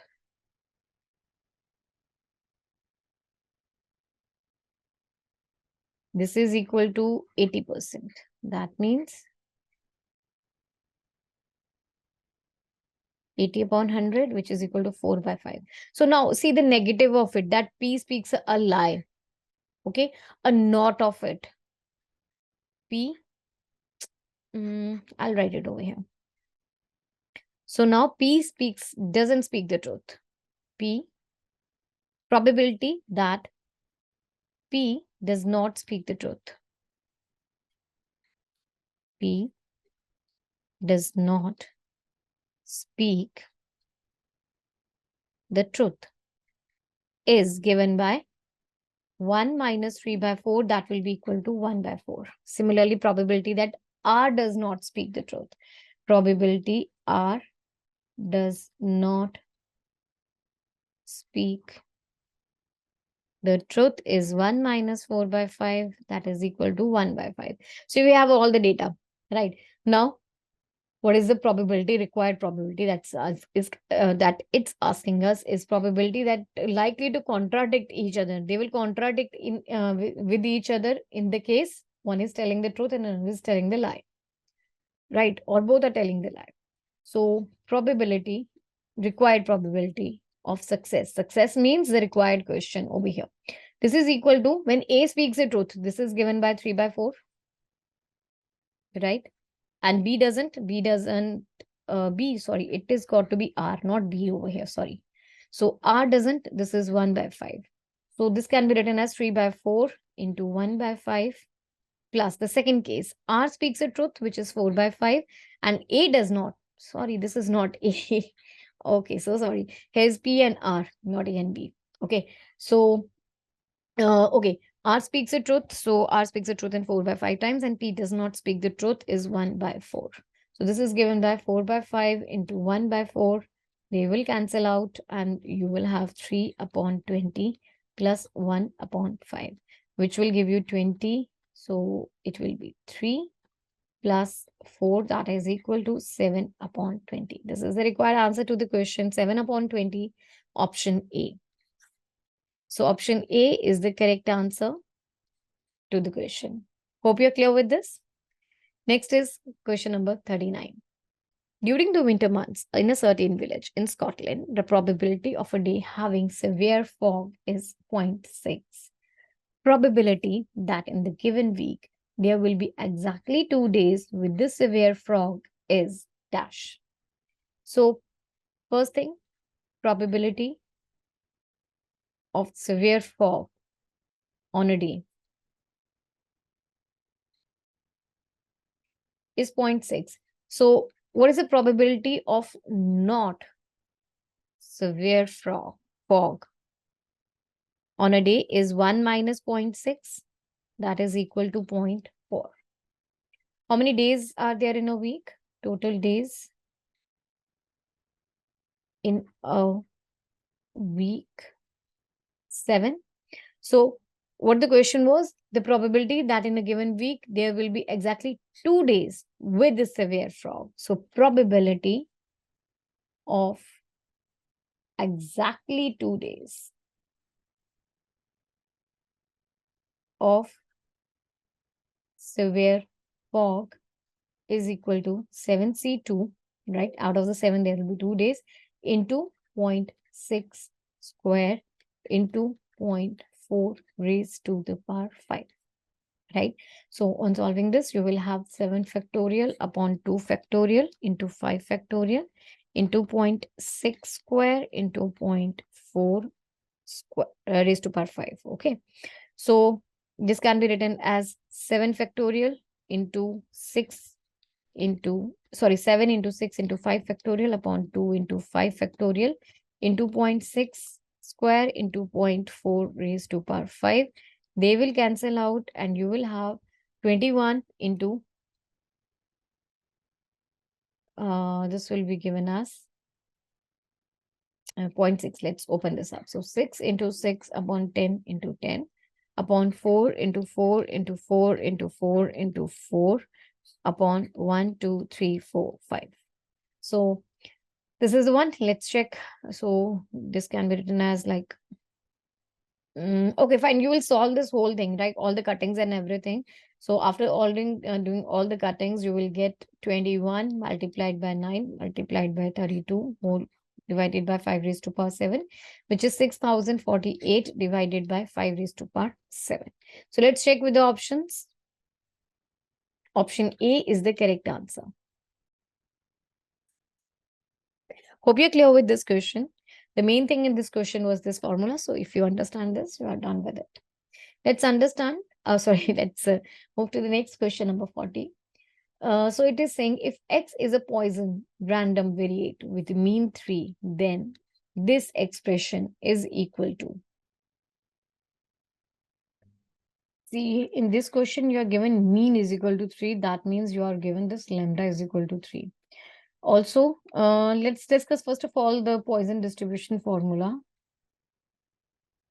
Poisson distribution is given by probability X is equal to K is lambda raised to power K multiply lambda raised to power e raised to power minus lambda divided by K factorial. So in this case, you are given the mean is equal to 3. That means you are given lambda is equal to 3.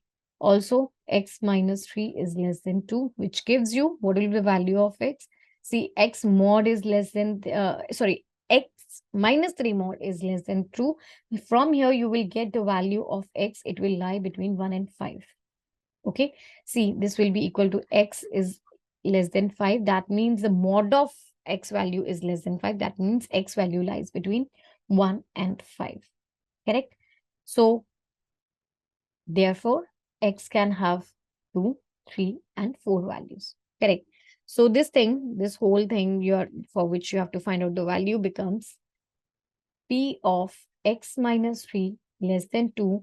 This can be written as P X is equal to 2 plus P X is equal to 3 plus P X is equal to 4. Right. So now let's fill in all the values in the given formula, Poisson formula. So you will get it over here as lambda was equal to 3 raised to power 2 into e raised to power minus 3 whole divided by k factorial. So k in this case is 2 upon 2 factorial plus, 3 raised to power 3 multiply e raised to power minus 3 whole raised 3 factorial plus, now it will be, 3 raised to power 4 multiplied by e raised to power minus 3 divided by 4 factorial.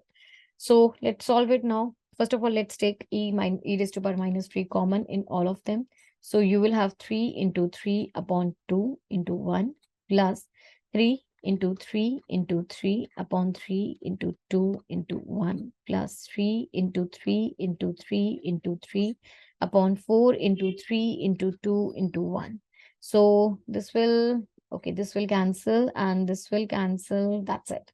So you will have e raised to power minus 3 brackets 9 by 2 plus 27, plus 9 by 2 again plus,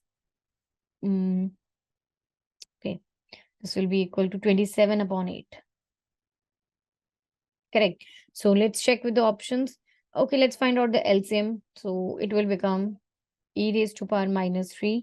I'll take the 8 as LCM. So this will become 9 4 is 36 plus, okay, this is the same now. So this will be 9 only. Okay. Anyways, 36 plus 27. So this will be equal to, let's add 36, 36 and 27, 12 and 9. 6, 7, 8, 9. Yeah. Okay. So you have 99 by 8 into e raised to power minus 3, which gives you 99 divided by e raised to power 3. This is the answer to the question. Let's check with the options, which is the correct one. Option B is the correct answer to this question. Hope you're clear with this. Let's move to the next question, number 41. A point xy is such that the sum of squares of its distances from these 2 points is 2b square. Equation representing locus of P is. So first of all, we'll assume the point to be xy. Correct. Now it is saying you the distance of sum of squares. Sum of squares. So let's do the sum of squares of distance from these 2 points is 2b square. So that means you have to find out, see, first of all, let's find out the distance of xy from this point. Distance between a0 and xy. It is given as root of x minus a square plus y minus 0 square. So let the distance be d1. So d1 square can be written as x minus a square plus y square. Similarly, d2 square, that is a distance between this point and xy. This can be written as x plus a square plus y square. Okay. I hope this is clear to you. So this is the distance between the point a comma 0 and xy, and this is the distance between minus a comma 0 and xy point. Right? Now it is given that the sum of square of distances from these 2 points is 2b squared. So according to the question, d1 square plus d2 square is equal to 2b square. So d1 is x minus a square plus y square. X plus a square plus y square is equal to 2b square. So let's split it up. This will be x square plus a square minus 2ax plus x square. I'll combine these two, okay? So I'll keeping it for later.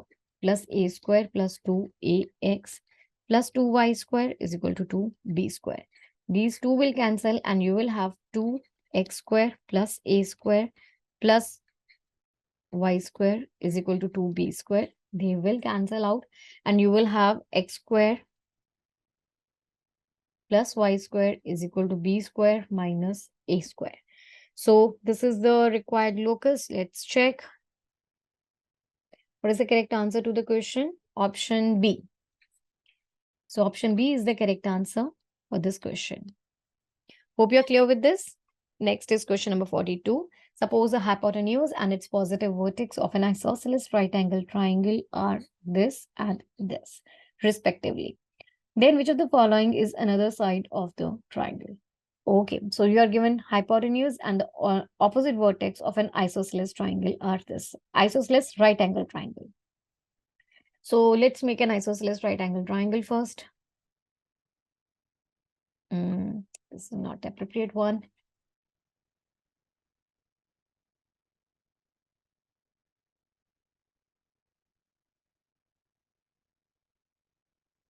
Okay, so actually this is doesn't seem to be the correct one. Let's assume to be. So this is the point 2, 2, and this is a hypotenuse. Okay, so I'm assuming this to be the right angle. This one is the hypotenuse, so 3x plus 4y minus 4 is equal to 0. This is the line. This is the point B and this is the point C. Hope this is clear to you. Now, which of the following is another side of the triangle? So these are two isosceles triangles. First of all, these two sides are equal. This is an isosceles triangle, so these two sides are equal. Correct? So let's drop a perpendicular from A on BC and name it as AD. Right? Slope of BC is given by minus the coefficient of this, right? Minus 3 by 4. So see, it will be given by 4y. Just this can be written as y is equal to minus 3x plus 4 upon 4. So the slope of this line is minus 3 by 4. Correct? If the slope of BC is minus 3 by 4, what will be the slope of AD? It will be minus 3 by 4. Actually, it will be the reciprocal of it, right? Because they are perpendicular to each other. So reciprocal, wait, not exactly the reciprocal. I'll rewrite this thing. Slope of AD into slope of BC is equal to minus 1. From here, you can find out slope of AD is equal to minus 1 divided by minus 3 by 4, which will give you 4 by 3. This is the slope of AD. Now, let the slope of one of the another sides be n. Let slope of one of another sides be m, right?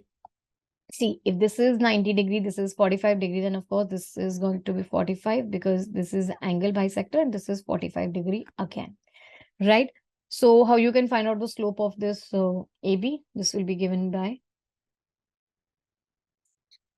tan 45 degree is equal to m minus 4 by 3 whole divided by 1 plus m into 4 by 3, which will give you 1 is equal to, this will be 3m minus 4 whole divided by 3 whole divided by 3 plus 4m divided by 3. So they will cancel out and you will have 1 is equal to 3m minus 4 upon 3 plus 4m. So 3 plus 4m is equal to 3m minus 4, which will give you m is equal to minus 7. So this is the slope of this line, right? See, you're having a mod over here. I forgot to put the mod. There are two things. When I'm doing the cross multiplication, right? If I'm opening up this thing, let's continue from here.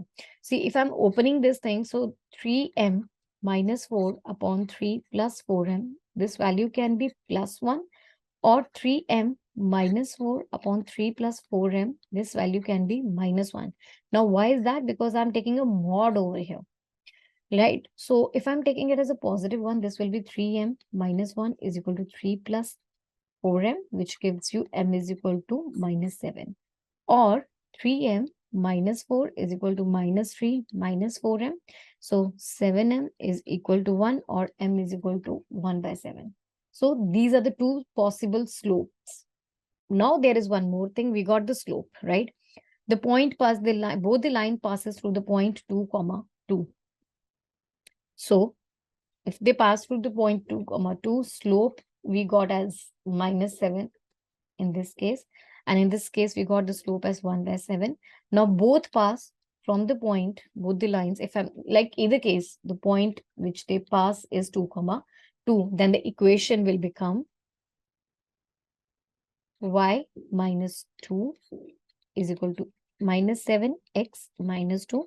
Y minus 2 is equal to minus 7x plus 14. So 7x plus 4 plus y is equal to 16. This is the first equation. And over here, what the equation will be? Y minus 2 is equal to 1 upon 7, x minus 2.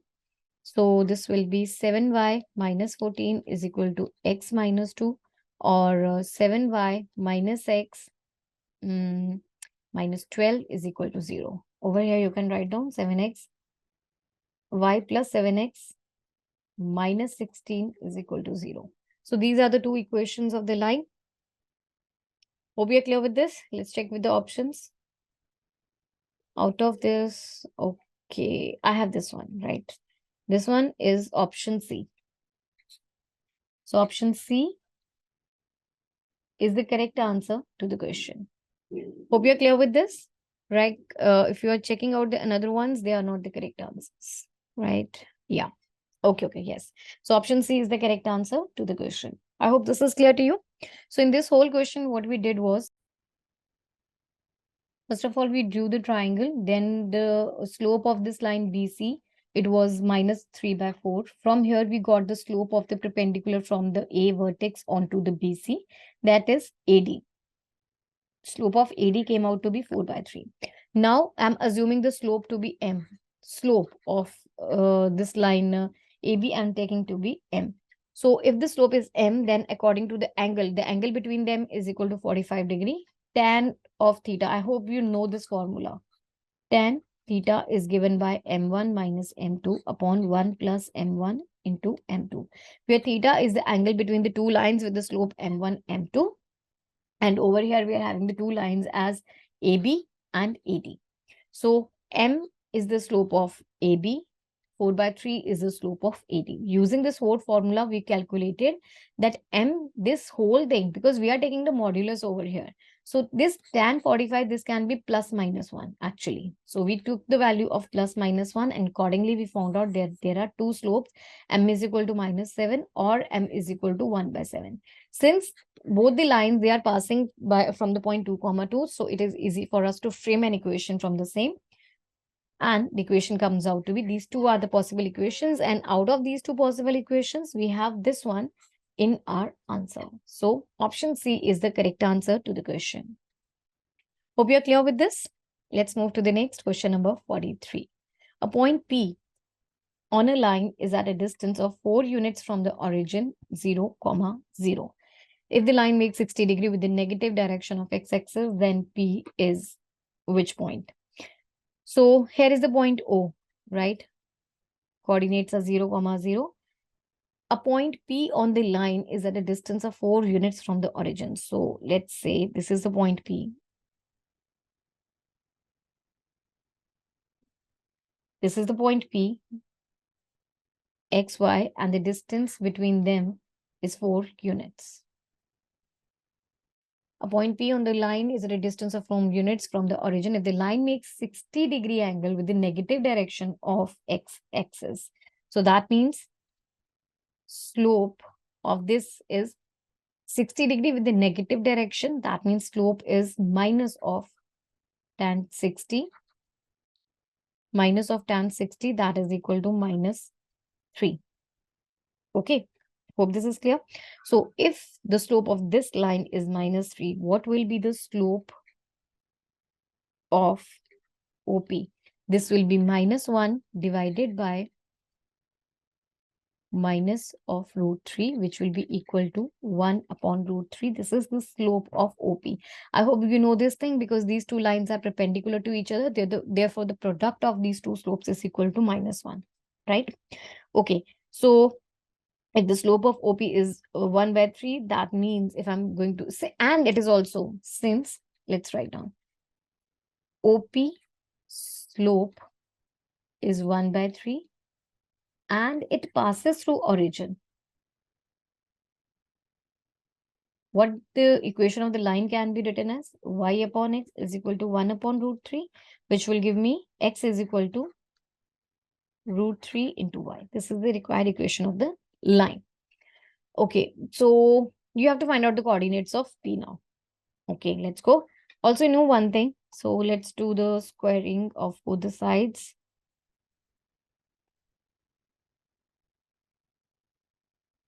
Also, one more thing, that this OP, this can also, you can also, this OP can also satisfy the equation of a circle.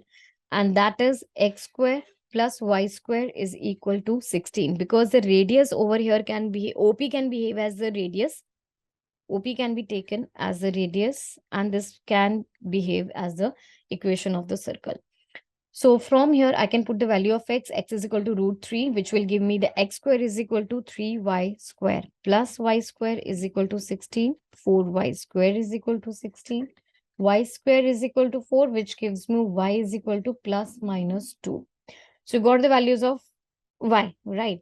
Accordingly, you can find out the values of x as well. So if I'm putting y is equal to 2, or if I'm putting y is equal to minus 2. If I'm putting y is equal to 2, what will be the value of x? Okay, give me a minute. Yeah. So if I'm putting y is equal to 2, x was equal to root 3y, which will be equal to 2 root 3. Similarly, if I'm putting here, the x value will be equal to minus 2 root 3. And the coordinates in this case will be 2 root 3, comma 2, and minus 2 root 3, comma minus 2. These are the two coordinates. Let's check which is the correct answer. Okay, we don't have any minus over here, but this option B satisfies our answer. So this is the correct answer to the question. Root 3, comma 2 root 3, comma 2. Hope you're clear with this. Question number 44. Suppose ABOC is a rhombus in the first quadrant with O being the origin. Let's make this rhombus first. Here's the coordinate axis. This is the origin, so this is the rhombus. You know, the four sides of the rhombus are equal. So this is O, B, AC. This is the one. This is the origin having the coordinates at 0 and 0, and it's lying in the first quadrant. Next, it's saying if the vertices B and C of the triangle ABC, okay, this is the triangle ABC, the vertices B and C lie on these two lines respectively. So C is lying on the line y is equal to 0 and B is lying on the line y is equal to 4 by 3x. So suppose if I'm putting this point as x1 for the x coordinate, what will be the y coordinate? It will be 4 by 3 x1. Similarly, if I'm taking the x coordinate for the C point to be x2, the y coordinate has got to be 0 because the line's equation is y is equal to 0. Next, it says the point, the line BC passes through the point 2, comma 3, 2 by 3 by 2 by 3. So this is, let it be the point D. So this is 2 by 3, comma 2 by 3. And you have to find out the midpoint of BC. If somehow I get the value of x1 and x2, then I can find out the midpoint of BC using the midpoint formula. Okay, so very first thing to do, here I have taken the B coordinates to be x1, 4 by 3 x1, and C coordinates to be x2, comma 0. Correct? Now, in this triangle rhombus ABOC, you know one thing, OB is equal to OC. Reason? All the four sides of the rhombus are equal. Sides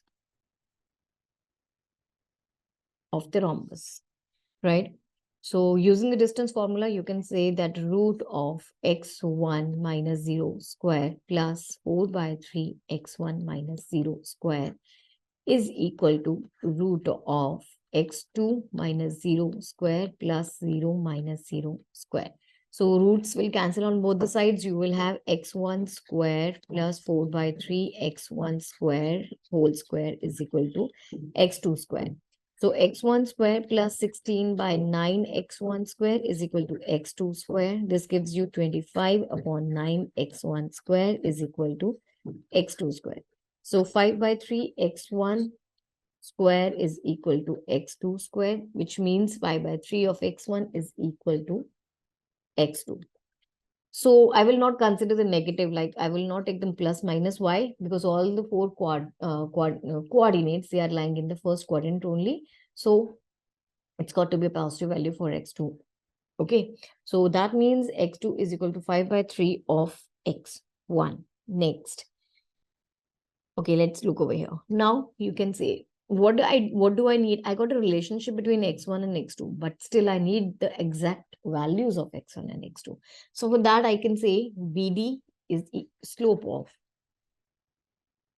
BD is equal to slope of CD, right? So what is the slope of BD? The coordinates for B were this and this. So it will be x1. You know the formula for the slope. So it is it will be y coordinate. So give me a minute. Okay. So slope of BD, yes, slope of BD can be written as 2 by 3. Give me a minute. Yes, 2 by 3 minus 4 by 3 x1 whole divided with the difference in the x coordinate. So 2 by 3 minus x1 is equal to slope of CD. What is the slope of CD? It's 0 minus 2 by 3 whole divided with x2 minus 2 by 3. Right. So now I'm having two variables over here, but I know one thing, that x2 is equal to this. So I'll fill this value in this equation. So it will become 2 by 3 minus 4 by 3 x1 whole divided with 2 by 3 minus x1 is equal to minus 2 by 3, 5 by 3 x1 minus 2 by 3. Let's go, let's do the cross multiplication now. You will have 2 by 3 minus 4 by 3 x1 whole multiplied with 5 by 3 x1 minus 2 by 3 is equal to minus 2 by 3 multiplied by 2 by 3 minus x1. So on multiplication, you will have 10 by 9 x1 minus 4 by 9 minus 20 by 9 x1 square plus 8 by 9 x1 is equal to minus 4 by 3 plus 2 by 3 x1. So let's combine the terms, like terms. So you will have, first of all, let's multiply both the sides by 9 so as to get rid of the denominator. You will have 10 x1 minus 4 minus 20 x1 square plus 8 x1 is equal to minus 12 plus 6 x1. Now combining the terms, 20 x1 square plus 18 and minus 6 will give you plus 12 x1, and here it will be plus 8 is equal to 0, right?